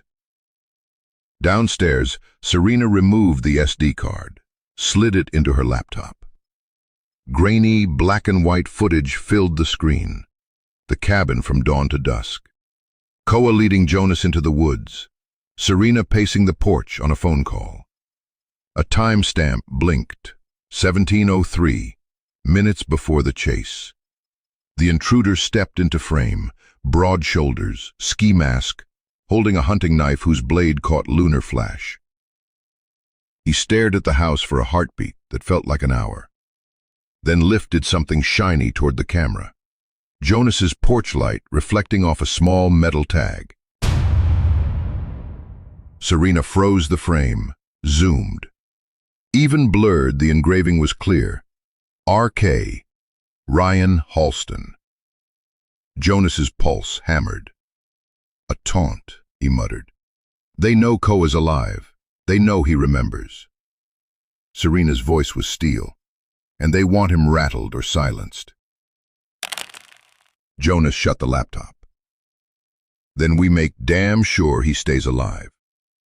Upstairs, Theo's timid voice drifted through the floorboards. "Koa, you still here?" Jonas climbed halfway and looked up. "He's right where he belongs, kiddo. Not going anywhere." Theo's relief was audible. Jonas glanced back at Serena. "Tomorrow we go on offense. We trace equipment purchases, suppliers. We move Theo to somewhere they don't know. We'll take shifts till then," Jonas said. He racked a shell into the old pump shotgun that had belonged to his father and set it on the mantel within reach. Outside, the wind picked up again, shaking icy needles from the eaves. But the cabin glowed warm, a lighthouse in hostile country. Koa settled at Theo's bedside, muzzle on paws, gaze fixed on the stairwell. Down below, Jonas took first watch, Serena at the laptop, tracing serial numbers. The visitor had left footprints, a fleeing silhouette, and an empty knife blade threat. But he had also left evidence, and that, Jonas thought, was the enemy's first real mistake. He assumed the people in this cabin were still afraid of the dark. Morning arrived thin and colorless, the pale sun barely a smear behind slate-gray clouds. In Jonas's kitchen, the coffee pot hissed, its aroma fighting the cabin's new perfume. Melted snow, gun oil, and the faint metallic tang of fear turning into motive. Serena sat at the table, laptop open, sleeves pushed above the elbows she'd leaned on all night. Her eyes were red-rimmed, not from tears, but from pixels, frame after frozen frame of trail cam footage ripped from the memory card the intruder left behind. Jonas stood behind her, one broad hand braced on the chair back, the other wrapped around a mug he kept forgetting to drink. Upstairs, Theo slept, finally, his restless dreams calmed only after Koa had nudged him awake, licked tears from his cheeks, then curled so close the boy's fingers disappeared in the shepherd's coat. Every time the floor creaked, Koa's ears flicked, but he refused to leave Theo's side, a living barricade between the child and the night. Now, downstairs, the barricade was Data. "Okay," Serena murmured, scrubbing the timeline bar to the next motion trigger. "We're at 22:11 hours, 3 nights ago, same night Theo screamed us all awake." Jonas watched the digital snow glow across Serena's face. Nothing moved for several seconds, just the cabin front, lit by moonlight and swaying shadows. Then headlights flared at the edge of the tree line. "Stop," Jonas leaned closer. Serena hit the spacebar. The frame froze, a vehicle easing into view from the access road, tires crushing snow so slowly the tread lines looked deliberate, careful. She advanced one click at a time. The truck rolled into the clearing, idled, then angled itself so the passenger side faced the porch. Colorless night vision made everything the shade of old bones, but the shape was unmistakable. About the numbers. No dice. She rewound, played again. The truck cut its engine but kept the lights on. The driver's door opened. A tall shape stepped into view. Broad shoulders, thick parka, face lost behind night vision blur. He stood motionless, as if listening. Then he tilted his head back, exhaling what looked like cigarette smoke into the icy air. Serena's mouth tightened. "Smoke smell," she whispered, recalling Theo's description. The figure circled to the passenger door, opened it, and hauled something from the back seat. A bulky duffel tossed onto the snow. He bent, rummaged, emerged with the trail camera and a climbing spike. In eerie silence they watched him scan the cabin windows, counting, perhaps, before marching to the pine where Jonas would find the device. "He knew exactly where to place it," Jonas muttered. "Angle, height, sightline, straight through my living room window." The timestamp in the corner glowed 22:18, almost the exact minute Jonas had risen that night to stoke the stove, moments before Theo's nightmare screams shattered the hush. Serena advanced the footage. After setting the camera, the stranger paused, staring at the porch. Slowly he reached into his pocket and produced something small. Jonas's porch light caught a glint of etched metal. He held the tag up to the new lens, letting it hang for a full 5 seconds. Halston's badge tag.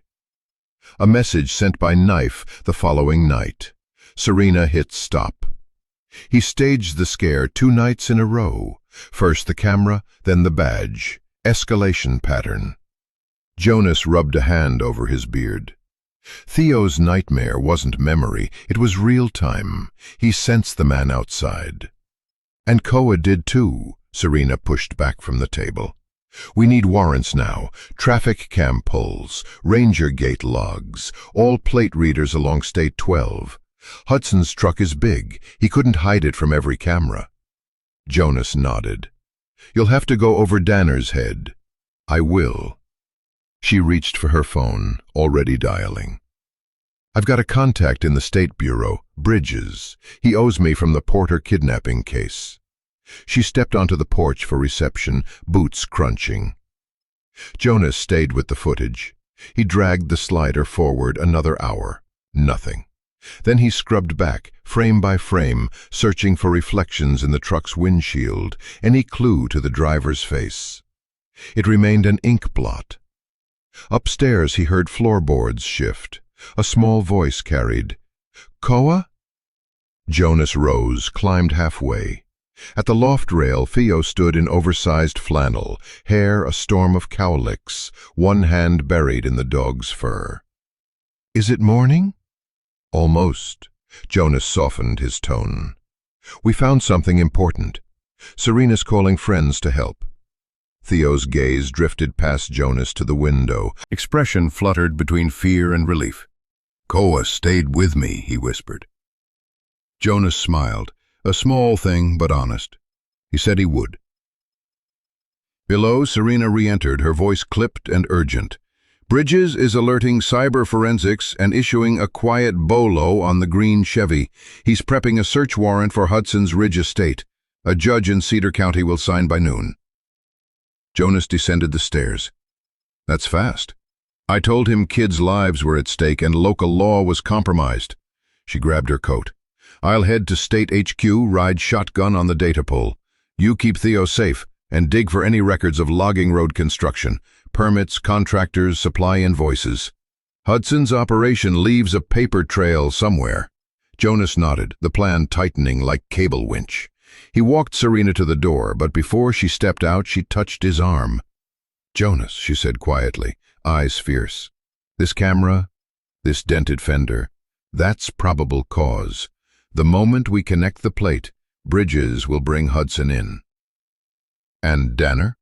"One step at a time." Her breath fogged between them. "But if he obstructs, we'll rope him in the same net." She jogged to her unmarked SUV, engine coughing to life, tires crushing the crusted snow as she pulled away. Jonas watched until the taillights vanished beyond the trees. Then he turned back inside, bolting the door. Above, Theo and Koa descended carefully, boy balanced by dog, dog guided by boy. They reached the last step together, an unspoken pledge in motion. Jonas crouched and opened his arms. Theo hesitated, then sank into the hug. Over the boy's head, Jonas met Koa's gaze. "We've got the truck," he murmured. "Now we hunt the driver." Koa's tail swept the floor once, soft, certain.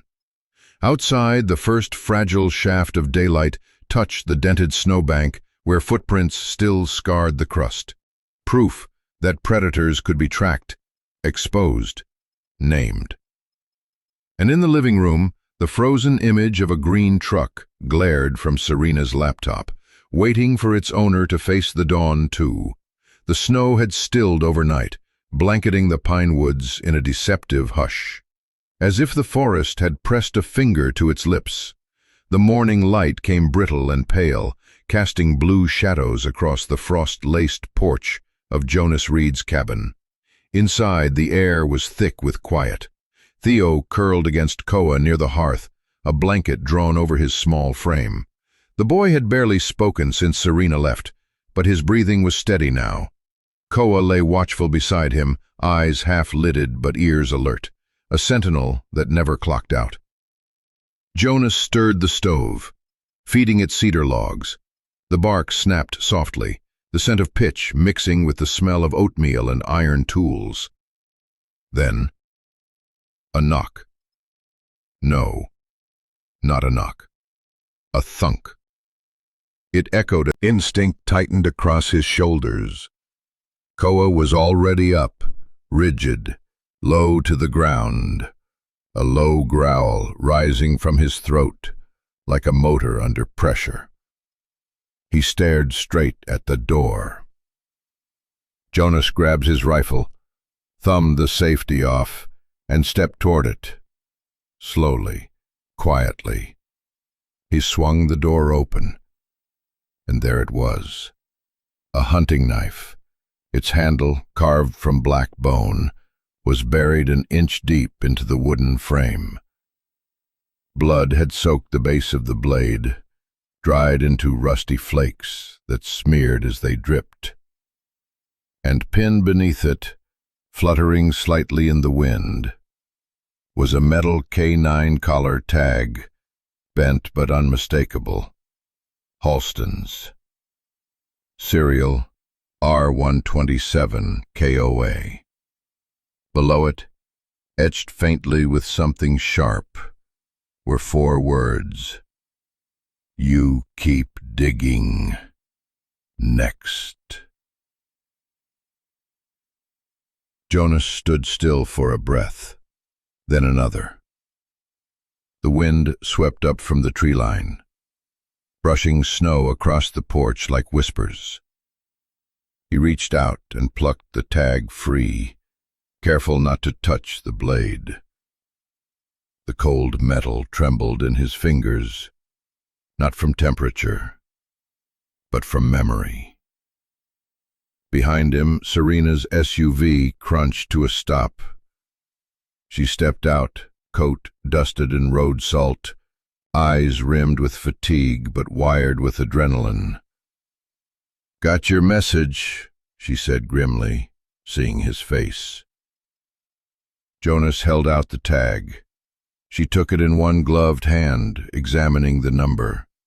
Her jaw clenched so hard he saw the muscles tick. "They cut it from Halston's collar," she said flatly. "More than that," Jonas replied. "They bled it first." Serena crouched, examining the knife. "He left it here," she said. "Walked right up to the door. No tracks?" Jonas pointed to the side. "He came up the slope from the trees, used a branch to sweep his trail." Serena's breath clouded the air. "He's smart, confident. He wanted this found, not just as a warning, as proof." "Proof of what?" "That he's close and watching." She looked back toward the trees, then at Jonas. "We poked the hive. Now the Queen wants us to know it." She stepped onto the porch, gaze hard as the frostbit wood beneath their feet. "He knows we're alive." They stood in silence. Below them, Koa padded out. He didn't bark, didn't growl, just stood by Jonas's leg and looked at the knife, and then at the woods, then back at the knife again. Jonas turned toward Theo, who had stirred on the couch, eyes open but heavy.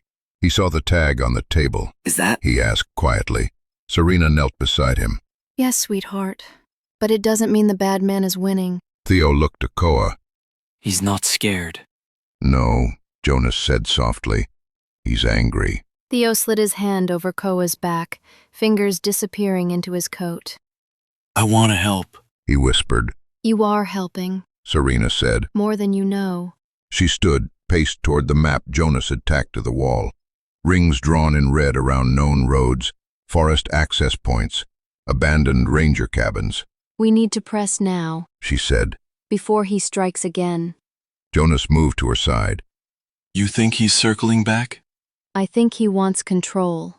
We took it from him when we pulled Theo out alive. Now he's trying to get it back. She stared at the blood-stained tag. He's telling us we're next." Jonas nodded. "Then we need to stop whispering." Serena turned. "Meaning?" Meaning it's time to shout back. Outside, the wind howled, but it no longer felt like nature's voice. It felt like a breath drawn in, and something about to exhale. The cafe stood like a Forgotten punctuation mark on the edge of a gas station parking lot. Chipped teal siding, steamed windows, and the hiss of an old espresso machine muffled by snow-muffled silence. Inside, it smelled like scorched milk and resignation. Booths sagged. The jukebox hadn't worked in years, but the corner table, the one tucked beside the heater, still held history. Serena Mays pushed open the door, her badge tucked out of sight. The bell above barely rang, like even the building had learned to whisper. Naomi Quinn was already waiting. She sat in the corner, coat still on, hair pinned back in that fast, practical way reporters wore when they no longer cared about impressions. A worn leather satchel rested at her feet. One hand held a coffee cup, the other a recorder already blinking red. Her eyes, steel gray, sharp enough to cut through spin, landed on Serena the moment she stepped in. "You're early," Naomi said, not smiling. Serena slid into the booth. You're still in town. That's news. Naomi leaned forward. When you messaged, I figured it was about the sheriff, but now I see it's worse. She hit a switch on the recorder. Tell me everything.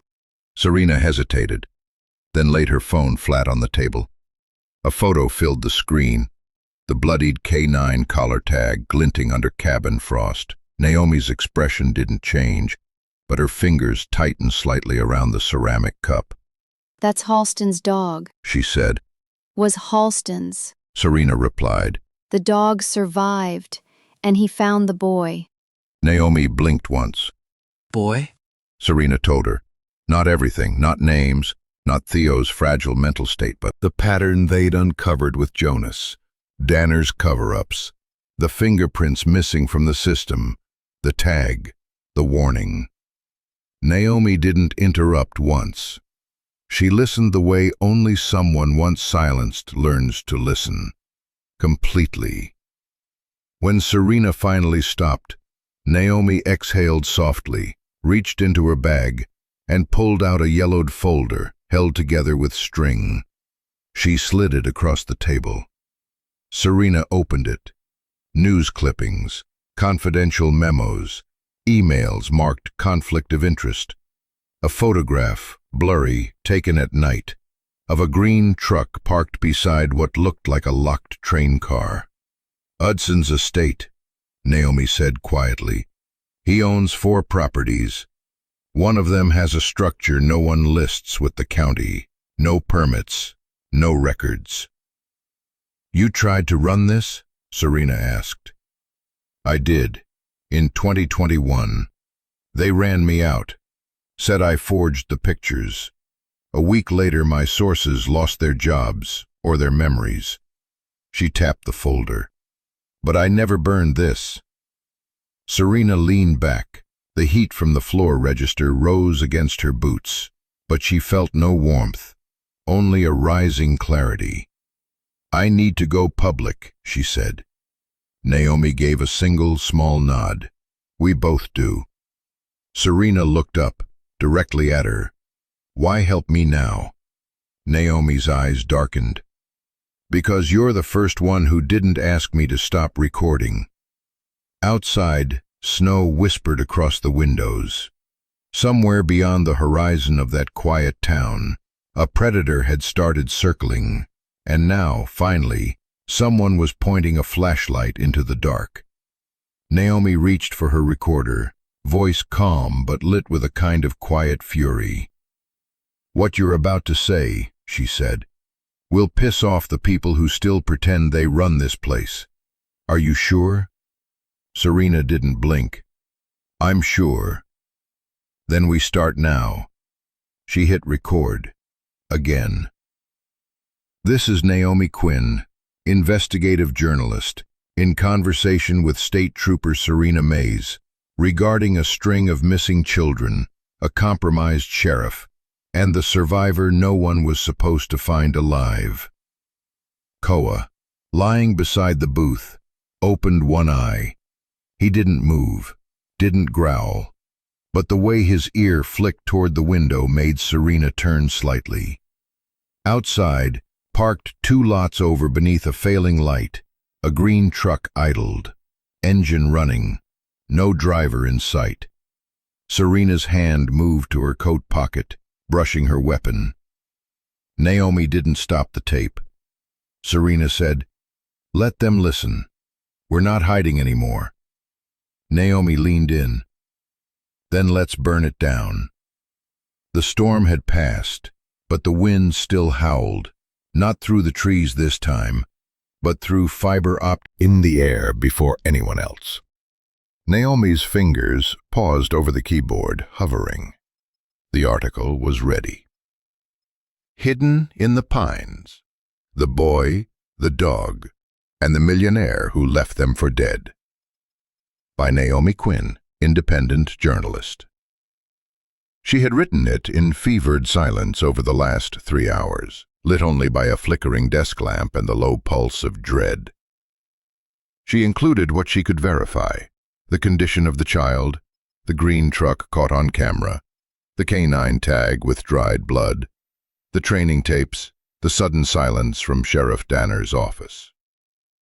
She left out Theo's full name, masked Jonas as a former public servant, and simply referred to Koa as the dog who wouldn't die. The story wasn't just about a boy in the woods. It was about why he ended up there, and who had made sure no one came looking. She reread the headline once more. It held. Then, with one final breath, she clicked publish. The screen blinked, the upload bar flicked green, and then it was gone. Swallowed by servers, splintered across social feeds, and unleashed upon a world starved for something raw, human, and horrifying. It took 4 minutes.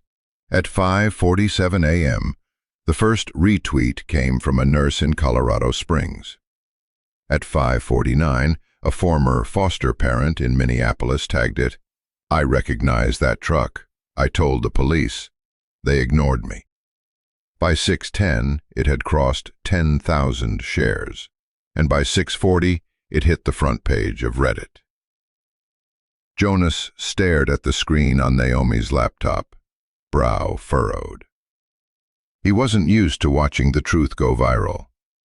For years, his grief had been private, buried in ash and folded letters. Now, his home had become the origin point of a national reckoning. "This doesn't feel like justice," he said quietly. Naomi didn't look up. "That's because it isn't. Not yet." From the other room, Theo stirred in his sleep, and Serena stood at the window with binoculars. She hadn't sat down since the sun started rising. "They'll come," she murmured. Jonas turned. "Who?" "Both sides." Within the next hour, hashtags bloomed like wildflowers after fire. Hashtag Pinesboy, Green Truck Truth, Justice for the Lost, Find May. Local news anchors scrambled to verify. Bloggers posted summary threads. Reddit sleuths zoomed into timestamps, examined frost patterns in photos, cross-checked garage paint on the truck's dented fender. A former deputy anonymously confirmed that the canine collar had been filed as destroyed 3 months prior. Another said Danner had ordered digital logs wiped. At 7, beginning to bite. Inside the cabin, Koa lifted his head. Not a sound outside, but something stirred inside him. The invisible thread of danger tightening again. Naomi refreshed the page. 213,000 views. Climbing. "I need a satellite backup," she said, standing. "If they shut us down, this story stays up. I have mirrors in Germany, Canada, and 2 states. I'll keep it breathing." Jonas rubbed his face. "You just put a target on all of us." She met his gaze. "So let them aim." A beat passed. Then gently, Theo's voice drifted from the bedroom. Will the bad men see it?" Serena stepped in, voice steady. He already has, sweetheart. The boy's eyes didn't flinch. Good. That word hung in the air, not as vengeance, but as hope. Outside, in the cold gold light of morning, a crow lifted off a pine branch and flew east, over the river, past the green-roofed barns, and toward the estate where silence had lived too long. The snow had stopped falling, but the air held its breath, like the pause before thunder.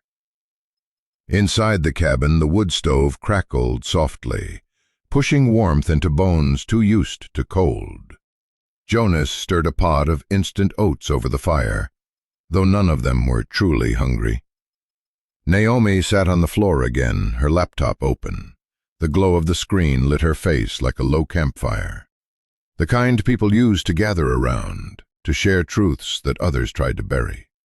Here, she muttered, clicking a live stream. Sheriff Danner's face filled the screen, grainy but unmistakable. He stood at a small podium in front of the county courthouse, flanked by 2 deputies and a pale green American flag. His eyes didn't blink as he spoke. Earlier this morning, a known provocateur by the name of Naomi Quinn published a slanderous report accusing members of our law enforcement community of participating in a criminal conspiracy. I want to make this clear. These claims are not only unsubstantiated, they are a complete fabrication, orchestrated by individuals with a known history of obstruction, mental illness, and anti-police sentiment. Serena's jaw clenched. He's already spinning it. Naomi didn't reply. Her hands hovered over the keys again, as if waiting for some higher order of courage to strike twice. Danner's voice continued, low and smooth like a snake in dry grass. We urge the public not to fall prey to sensationalist fear-mongering. This community is safe. The child in question is receiving care. The rest is noise. Koa let out a low growl. His head snapped toward the door. Jonas, who had been silent at the kitchen counter, moved first. Not out of fear, but instinct. Porch. Koa's nose skimmed the snow like a tracker rediscovering his terrain. A few feet out, near the firewood pile, he stopped, rigid. Serena had joined them by now, flashlight out, sweeping the tree line. And that's when Jonas saw it. A nail had been driven into the old pine beside the shed. Pinned beneath it, torn and burned at the corners, was a photograph. It was grainy, faded by age, but unmistakable. Officer Halston standing in uniform, one hand resting on Koa's head. The dog was younger then, fur darker, body still whole. But someone had burned through Halston's face, a black charred hole, smoke smudged. The fire had stopped right before it touched Koa.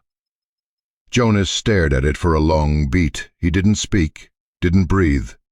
Behind him, Serena let out a whisper. They're watching us. Naomi stepped closer and took a picture. He's escalating. Public denial outside, private threat inside. Jonas pulled the photo down, held it in his hand. The paper was still warm, like it had just come out of a pocket, or fire. Theo's small voice echoed from inside the cabin. Is Koa okay? Serena turned. He's fine, sweetheart, just doing his job. But Koa didn't move. His eyes locked on the dark woods beyond, ears twitching like twin radar dishes. Whatever had left that photo hadn't gone far. He could feel it, the shape of danger, not visible but present, like smoke still clinging to an extinguished fire. Jonas looked at the burned image again. Why just Halston? He murmured. Why not both? Naomi answered without looking up. Because Halston knew something, and they think Koa still does. The cold had crept into their clothes by now, but no one moved, not yet. Inside the cabin, the radio crackled. one of the old sets Jonas kept for weather alerts and fire notices. A male voice cut through the static, local and heavy. "This is Sheriff Danner. All units advised. Keep eyes on known agitators in the Aspen Hollow region. Approach with caution. Do not engage without command." Koa's tail stiffened. Serena's eyes narrowed. "He's issuing soft surveillance," Naomi muttered, "or laying groundwork, so if something happens, no one asks why they were already here." They stepped back into the house, locking the door behind them. Jonas pulled down the blackout curtain. Serena checked the ammo drawer. Naomi silently typed out a single line. "If they burn the past, we make it light the way forward." Then she hit post. As the sun lifted reluctantly over the ridge, one thing was clear. The line had been crossed. No more whispers in the snow. No more forgotten. Across his chest, and a bolt cutter gripped in one hand. They were far beyond marked trails, where maps became guesses. "Why would they come this far?" Serena asked. No answer came. Koa stopped. He sniffed a patch of untouched snow, circled, then began to dig. Moss gave way to wood. Old, Jonas noted, but not rotted.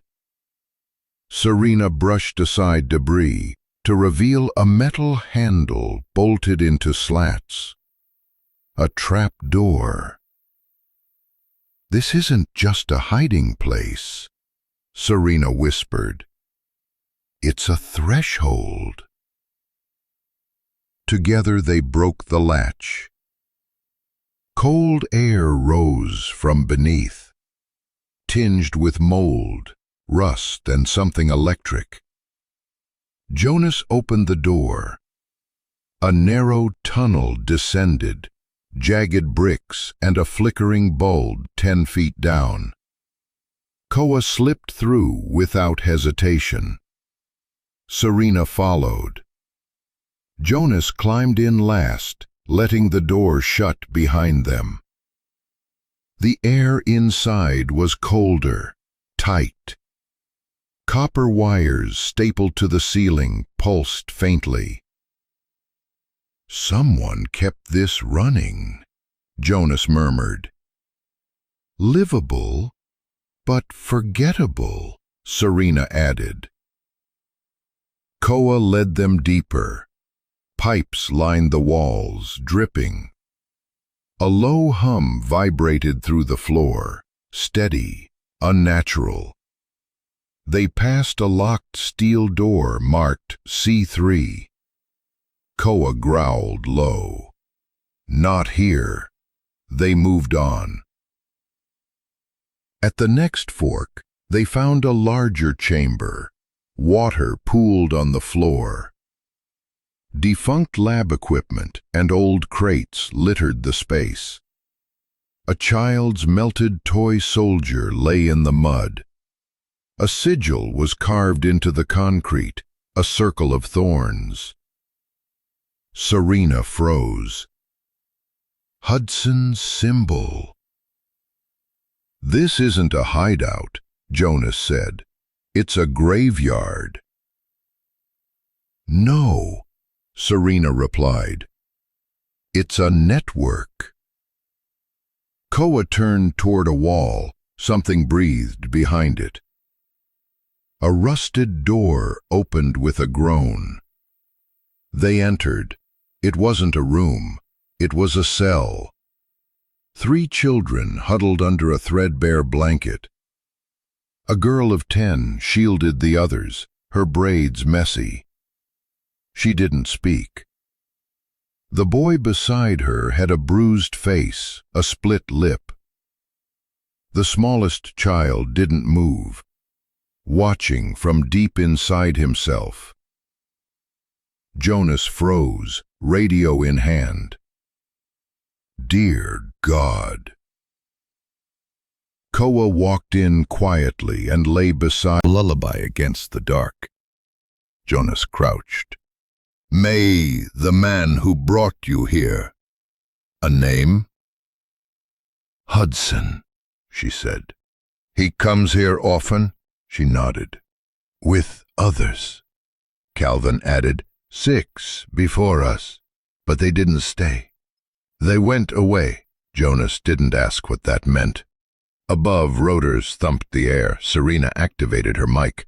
"Flare, 20 yards east of the trapdoor. Prepare winch." As they prepared to leave, May tugged Serena's coat. "Don't leave Koa. He's the only one who didn't scare us." Serena brushed her hair gently. "We won't." One by one the children were lifted out. Jonas stayed behind, sweeping his flashlight across the chamber. Snow fell through the opening like ghosts. Koa stood in the corner, still, mourning. Then a soft whimper, a memory. Jonas turned. "Koa?" The dog nosed a shelf built into the wall. A collar tag lay there, bloodied. Jonas read the engraving. RK-11, Unit Sigma. A strip of torn cloth beneath it read, Halston. Jonas crouched, breath catching. This wasn't lost. It was placed. Serena arrived. "Is that?" Ryan Halston's tag, K9 Division Sigma Team. He wore it the day he disappeared. "He never ran," Serena whispered. "They said he abandoned post. But if this is here, he found this place," Jonas said, "and didn't make it out." Serena's jaw clenched. "He tried to stop them. They buried him with it." Koa leaned into Jonas, pressing his head to the man's shoulder, a quiet, thunderous gesture. "I'm sorry," Jonas whispered. Serena folded the cloth. "He didn't die for nothing." Jonas pocketed the tag, not as evidence but as tribute. The wind had shifted. As they climbed the tunnel, Koa turned one last time toward the dark. Not as a soldier, not as a victim, but as the last witness to a man who was finally remembered. The courthouse steps hadn't seen this many boots in years. Cameras jostled, snow churned under officers' feet, and reporters gripped their microphones like weapons. Aspen Hollow felt suspended, uncertain whether to bury the truth or bear it. Sheriff Paul Danner stepped behind the podium, the county seal behind him, flanked by 2 blank-faced deputies. "We're here to address recent speculation about an alleged abduction in the Aspen region," he began, voice calm, controlled. "While we empathize with the child's condition, our forensic team found no physical evidence of long-term captivity." He looked into the cameras. "We asked the community to exercise restraint. Fear thrives on assumption." In the second row, Naomi Quinn stood with fire in her eyes. Beside her, Jonas remained still. "Doesn't move until I say." A child whimpered. Then another voice, Halston's, firm, uneasy. "You're hurting the dog, and the boy."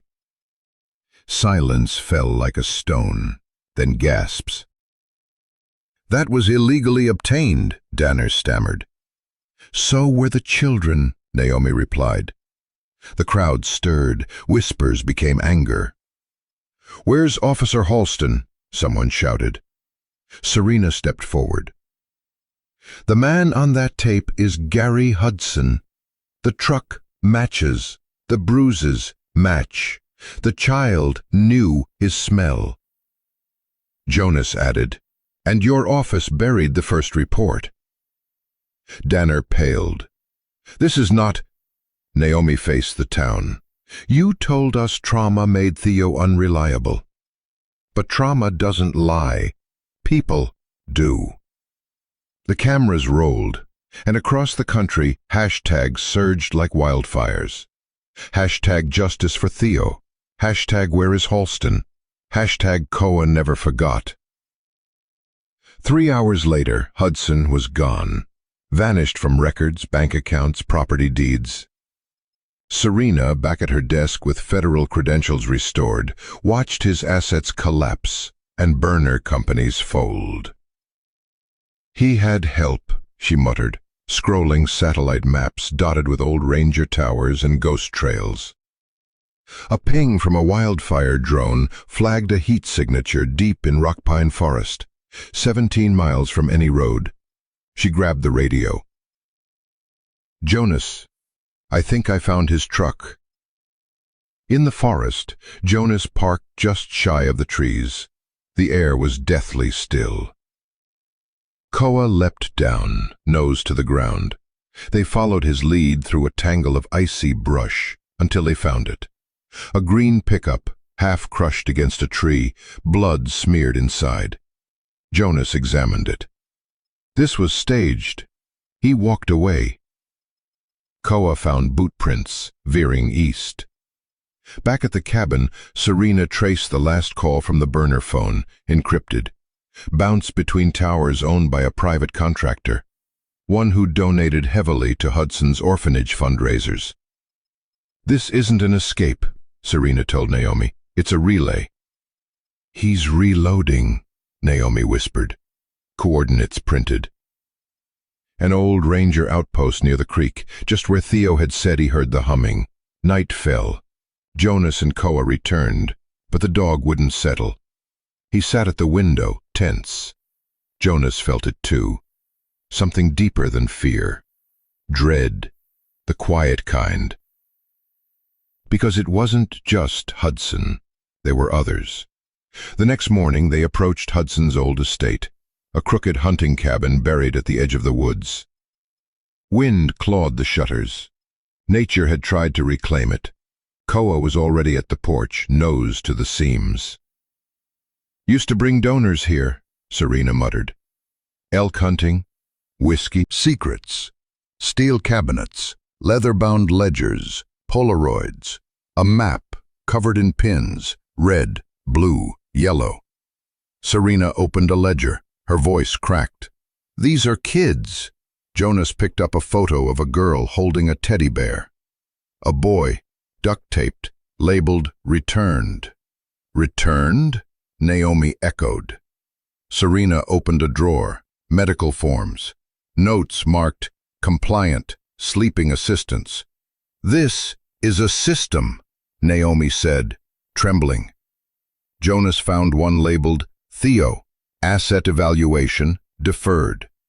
Then Koa whined. He was at a stone wall, pawing gently. Jonas spotted a seam, faint, disguised. He pried it open. Inside the cavity, a child's sweater, blood on the sleeve. Beneath it, a rusted K9 badge. RK. Halston. Koa whimpered, not in fear but mourning. Jonas lifted the badge with shaking hands. "He was here," he said. "He tried to stop it. They killed him for it." Serena stood in silence. Naomi raised her phone. "We tell the world. Every name, every file." Koa nudged the sweater gently, then lay beside it, keeping vigil. Outside, the wind howled. But the house no longer groaned. It braced itself. Because this time, the truth was coming in, and it had teeth. The courthouse smelled of varnished wood, old sweat, and something sour beneath it, like guilt that had never aired out. Serena Mays paused in the lobby, the weight of her badge cold against her ribs. Snow drifted gently behind the glass, a reminder that justice still had a clock running. She walked past the front desk in silence. No one stopped her. Upstairs, Sheriff Alton Danner poured coffee with a hand that trembled. He looked up as Serena entered. "Didn't expect you back," he said. "Thought you'd be halfway to a podcast deal." She locked the door behind her. "Let's not pretend you're surprised." He looked tired, old. "You made a mess with that article, dragging Quinn into it." Serena dropped a folder on his desk. Photos, ledgers, a green truck with its plate circled. "You protected Hudson for 10 years. "I didn't know," Danner whispered. "Don't lie." He looked at the timestamp, 2:41 a.m. I didn't know at first. 2 years ago, an anonymous tip came in. I sent Halston. Quiet. No paperwork. Serena's chest tightened. Halston. Danner nodded. He gave me this, pulling out a sealed envelope. I never opened it. Why not? Because I knew what I'd find. Inside were photos. Koa, bruised, chained. Halston shaking Hudson's hand. A note in Halston's handwriting. Don't let them forget, even if they forgive. Forgotten how to stand. Jonas moved first, Serena behind him, Koa close and silent. They had followed a trail, a torn shoelace, small boot prints. Inside, the air was cold. Not outdoor cold, forgotten cold. And in the far corner, huddled behind a rusted stove, sat a girl, May. Her face was bruised, her braids frayed. She didn't flinch, didn't speak, only looked, hollow and wary. Koa moved first. No bark, no growl, just a soft whine. May exhaled the smallest sound, not fear, and reached out. Koa pressed into her hand. Serena crouched. May? My name is Serena. You're safe now. May didn't answer, but she stood, and that was enough. Hours later, at the outpost, Theo waited as the truck pulled in. When May stepped down, swaddled in a blanket, she paused. Their eyes met. He walked to her. She met him halfway. No words, just a quiet shared breath, fingers intertwined. She's the girl he whispered about, Jonas murmured, the one who hummed. She's not that girl anymore, Serena replied. She survived. Behind them, Koa lay on the porch, still and watchful. He hadn't left her side. Serena said softly, the others are in protection. But these two, they need to stay together. Jonas nodded. It's about healing now. Snow fell again, gentle as breath. On the porch, Theo leaned his head against May's shoulder. She didn't pull away. The cemetery on Timberline Ridge caught the morning sun through pine boughs. Jonas parked outside the sagging gate and helped Theo down. Koa followed, a blue ribbon around his neck, Halston's battered badge and canine tag looped through. They walked in silence, past gravestones, etched with names no one spoke anymore. Halston's headstone stood under a bare maple. Ryan Kent Halston, 1987 to 2024. Partner, protector, friend. Theo brushed snow from the base, then looked to Jonas, who nodded. Koa stepped forward. Carefully, he laid the badge on the stone, right where a partner's hand would rest. A soft click, a bright sound in the quiet. He sat back, stared. Jonas knelt. He never stopped being your partner, he whispered. Neither did you. Theo placed a silver-painted pine cone next to the badge, something the children at Haven Ridge had made the night before, for remembrance. They stood still, Aspen Hollow, but when it arrived it burst, soft greens fingering through snow rot, creek ice cracking open like hymns, and the scent of pine mixing with wet earth in a promise older than grief. Where an abandoned ranger station once sagged beside a meadow of wind-flattened grass, a new wooden sign now arched over a gravel drive. Haven Ridge, sanctuary for children and canine companions. Jonas Reed parked the dusty pickup just beyond a fresh-cut split-rail fence. He shut off the engine and listened. Hammers in the distance, a dog's bark, children laughing. No longer a jarring sound, but a heartbeat in open air. Serena Mays stepped from the passenger side, clipboard in hand, hair pulled into a quick bun that didn't bother with vanity. Naomi Quinn followed, camera slung across her chest, already framing angles in her mind.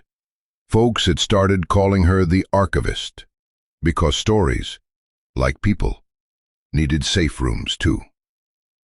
The main lodge stood 2 stories now. Cedar siding, wide windows catching sun, a ramp wide enough for wheelchairs, and puppies with uncertain legs. On one wing, a green metal sign read, "Therapy Counseling." On the other, veterinary and canine training. Between them, a flagstone courtyard held picnic tables painted by volunteers. Teal, sunflower yellow, barn red. Colors loud enough to chase away memories gray. Koa padded out of the doorway, muzzle silvering but eyes bright. A soft cheer rose from children gathered by the garden beds. They parted like water to let the German shepherd pass, still retired, still revered, now the unofficial mayor of Haven Ridge. Around his neck, instead of a service collar, he wore a canvas band with a single stitched word, Guardian. Jonas scratched behind Koa's ear. "Inspection time, old friend?" Koa chuffed, then trotted toward the play lawn, where new kennels bordered a swath of soft turf.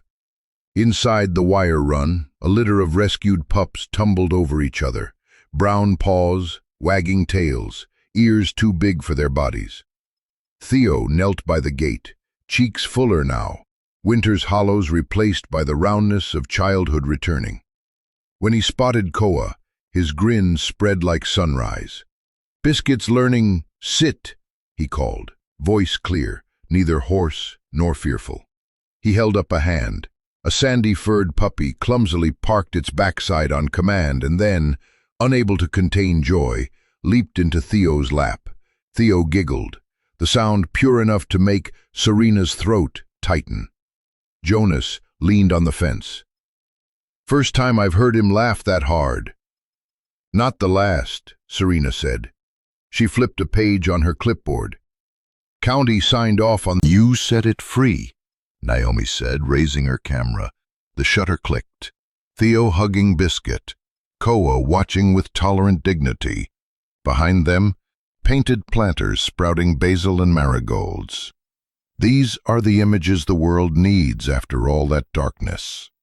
On the porch, May stood beside a volunteer therapist, gently guiding a nervous collie mix down the steps. She spotted Theo, raised a hand, and he waved back. No words necessary. Silence between them was no longer fear. It was simply understanding. Naomi lowered her camera. "I've got an interview with Channel 8 at 2. They want footage for the segment on Danner's sentencing." She met Jonas's eyes. "But the real headline is here." He nodded. "Tell them the gate's open." A pickup whined up the drive, lumber delivery for the new equine barn planned for summer. Jonas excused himself to greet the driver. Serena headed to the office to sign release forms for today's therapy dog arrivals. Naomi paced the courtyard, capturing more stills. A teenage boy repairing a kennel hinge, a social work intern teaching a shy girl how to plant seedlings, Koa nudging a pup toward a water bowl, as if demonstrating good manners. Theo remained at the run. Biscuit tugged at a shoelace, then flopped on his back in ecstatic surrender. The boy laughed again. For a moment he glanced at the distant tree line, the place where winter had once swallowed him whole. There was no fear in the look, only recognition that shadow and sunlight share the same earth. Jonas returned, white sawdust from his palms, and walked over. "He likes you," he said, nodding to Biscuit. Theo pressed his cheek to the puppy's belly. "Koa says I need a sidekick." Jonas chuckled. Koa's usually right. Theo's smile faltered, memory flickering, but then steadied. Do you think Officer Halston can see us? Jonas knelt beside him. If there's a place where good men keep watch, he's got the best seat in the house. Koa padded over, sat, and placed one paw on Jonas's knee as if to second the statement. Theo reached out. Koa lowered his head so the boy could rest against him. Old scars against new beginnings. Biscuit wriggled free, darted in circles, then plopped at Koa's feet, tiny chest puffed with borrowed courage. The sun slipped from behind a cloud, laying gold over the scene. Hammering paused. Someone tuned a guitar inside the lodge. Laughter drifted like wind chimes. In that easy hush, Jonas realized the ache in his chest had eased. Not gone, never gone, but eased. He stood, calling to Serena, Naomi, and the volunteers, his voice carrying across the courtyard. Lunch break, everyone. Chili's on, cornbread's hot. Eat before the kids beat you to seconds. As people drifted toward the mess hall, Koa stayed where he was, eyes following each child, each dog, each fragment of life he had helped rescue from the snow. Medals. The wag of a puppy's tail was decoration enough. Theo rose, brushing hay from his jeans. Come on, Biscuit, food time. The puppy barked in agreement, then scurried after him.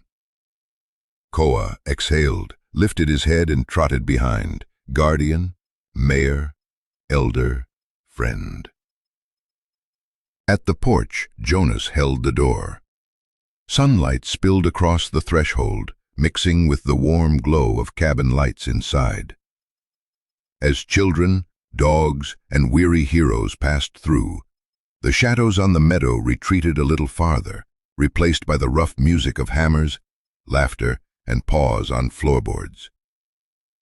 Haven Ridge, once a dream scribbled in grief, had opened its doors wide. And the world, bruised but unbroken, stepped in to heal. June sunlight skimmed the Capitol rotunda, spilling gold across polished marble and echoing footfalls. Reporters clustered near the dais, cell phone cameras raised, murmurs ricocheting beneath the dome like restless swallows. On the podium, the state governor adjusted her notes. Beside her stood Serena Mays in a charcoal suit that fit like resolve. A new badge, silver and gleaming, rested on her breast, emblazoned with the seal of the State Task Force for Missing and Exploited Children. And so, the governor concluded, voice carrying, it's my honor to appoint Captain Serena Mays as director of this task force, formed to ensure that what happened in Aspen Hollow will never be repeated. Applause swelled. Legislators, advocates, survivors' families.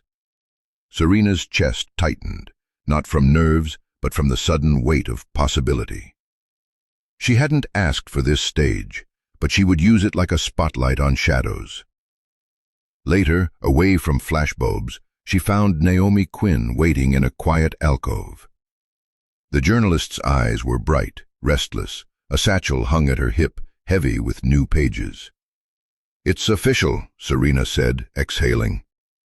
So is this, Naomi replied, handing over a dust jacket dummy, the quiet ones who remembered. The cover showed a snowy tree line, a lone shepherd's silhouette, and two children's mittens hanging from a pine branch, one scarlet, one sky blue. Early blurbs called it searing and indelible. Profits, Naomi insisted, would funnel to Haven Ridge.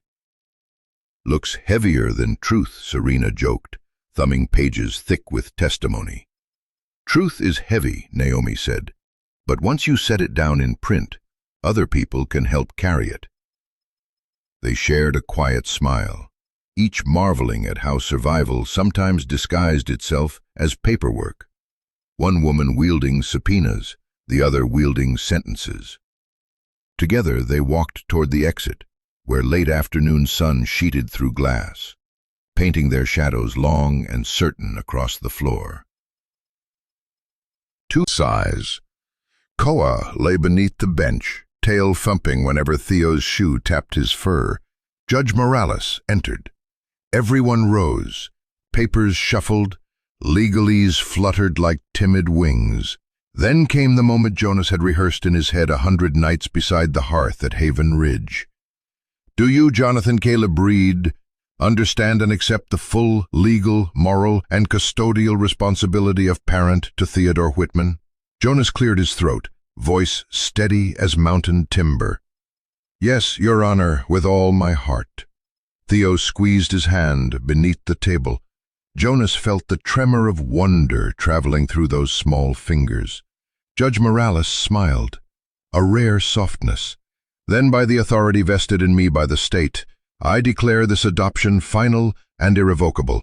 Congratulations, Mr. Reed. Theo. Gasps, then applause from the gallery. Serena in dress blues, Naomi with camera ready, May beside her therapist, volunteers from Haven Ridge wiping tears. Theo sprang up, unable to hold still, and wrapped his arms around Jonas's waist. Jonas knelt, leveled with the boy. For a heartbeat they simply looked, no longer rescuer and rescued, but father and son, figuring out the gentle mathematics of belonging.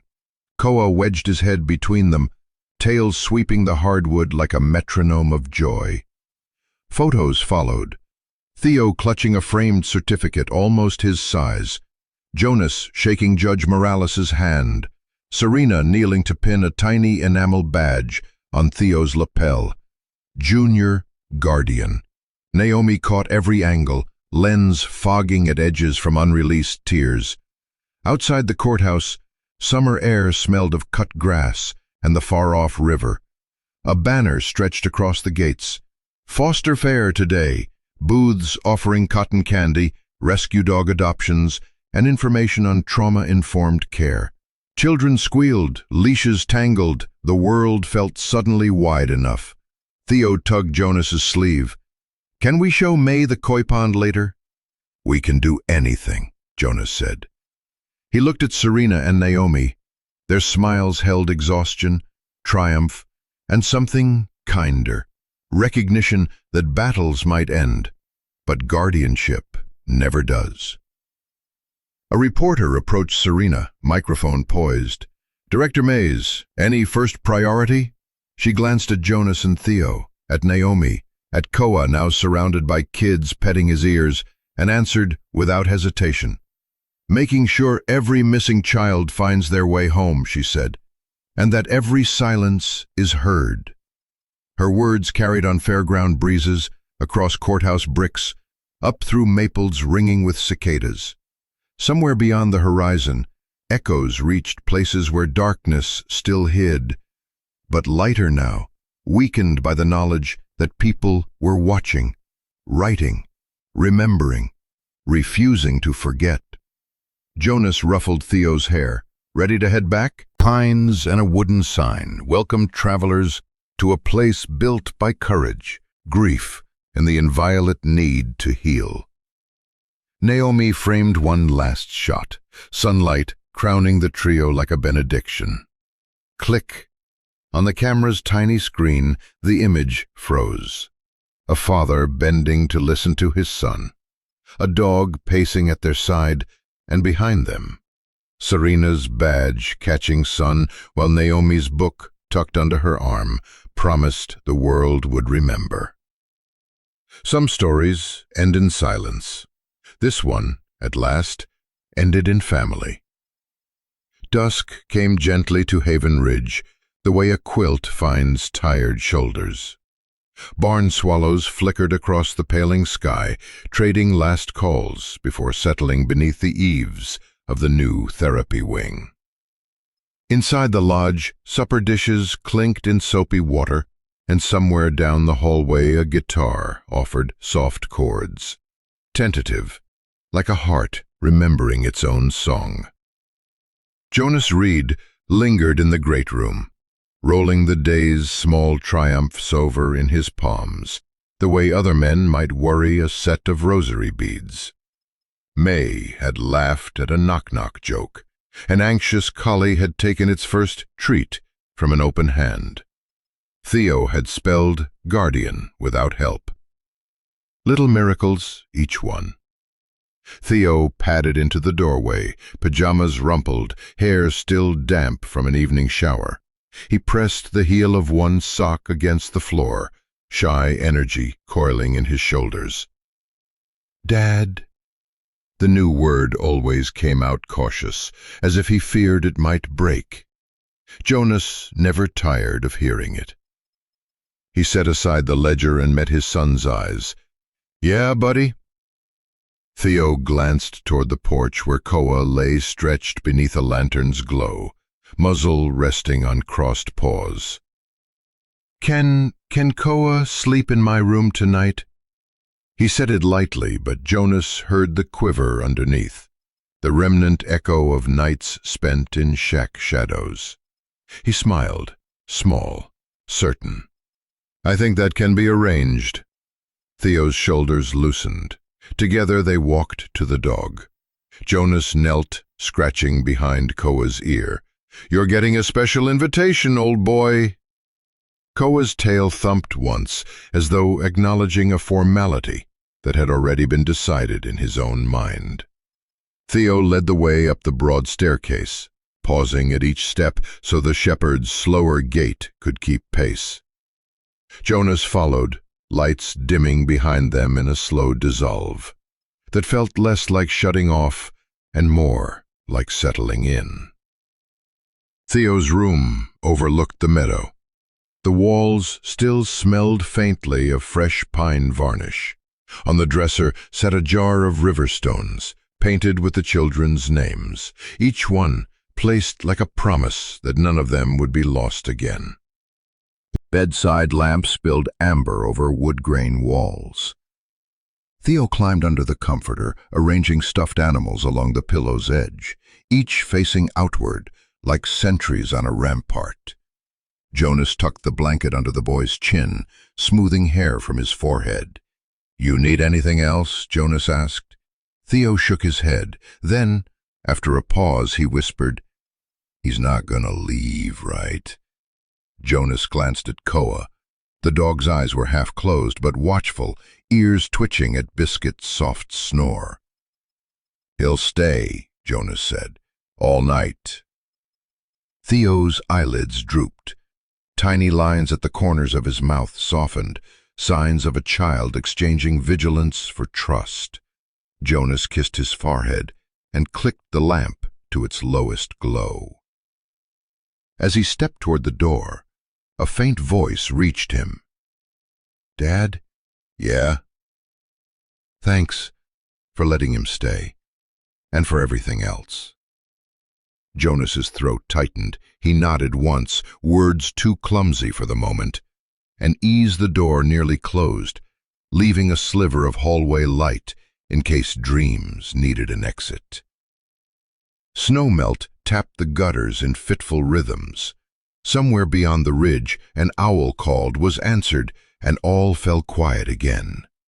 Koa lifted his head, sampling the room's scents: linen soap, pine dust, the doughy sweetness of the sourdough starter rising in the kitchen below. Theo's breathing had slipped into a steady cadence, rising and falling like the easy swell of tide.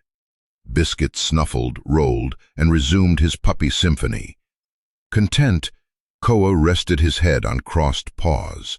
His body, still marked by old scars, now knew soft timber under belly instead of gravel and cold concrete.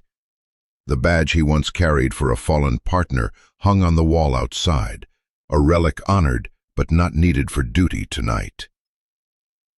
Dreams nudged him, a cruiser's siren echoing through pines, Halston's laugh on a summer drill, snow giving way beneath powerful haunches as he carried a boy through storm.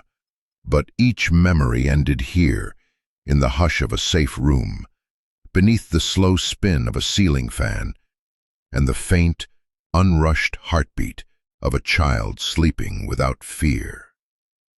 He didn't hear Jonas's footsteps pause at the half-closed door, but he felt the man's presence, shadow elongated across the rug. Jonas watched for a moment. The rise of blanket over Theo's ribs. Koa's ears flicking toward the breeze rattling the window latch. Man and dog, both guardians, both finally allowed to rest. Jonas whispered into the quiet, half to himself, half to whatever grace had led them here. "Good night, partners." He descended the stairs, lights dimming behind him. The house exhaled. Outside, appearing even before dreams released him, it found Biscuit, who woke, stretched, and sneezed at sunbeams. And it found Koa, curled against quilted fabric, one ear twitching, not in alert, but in luxurious peace, as light turned his fur into a patchwork of bronze and silver.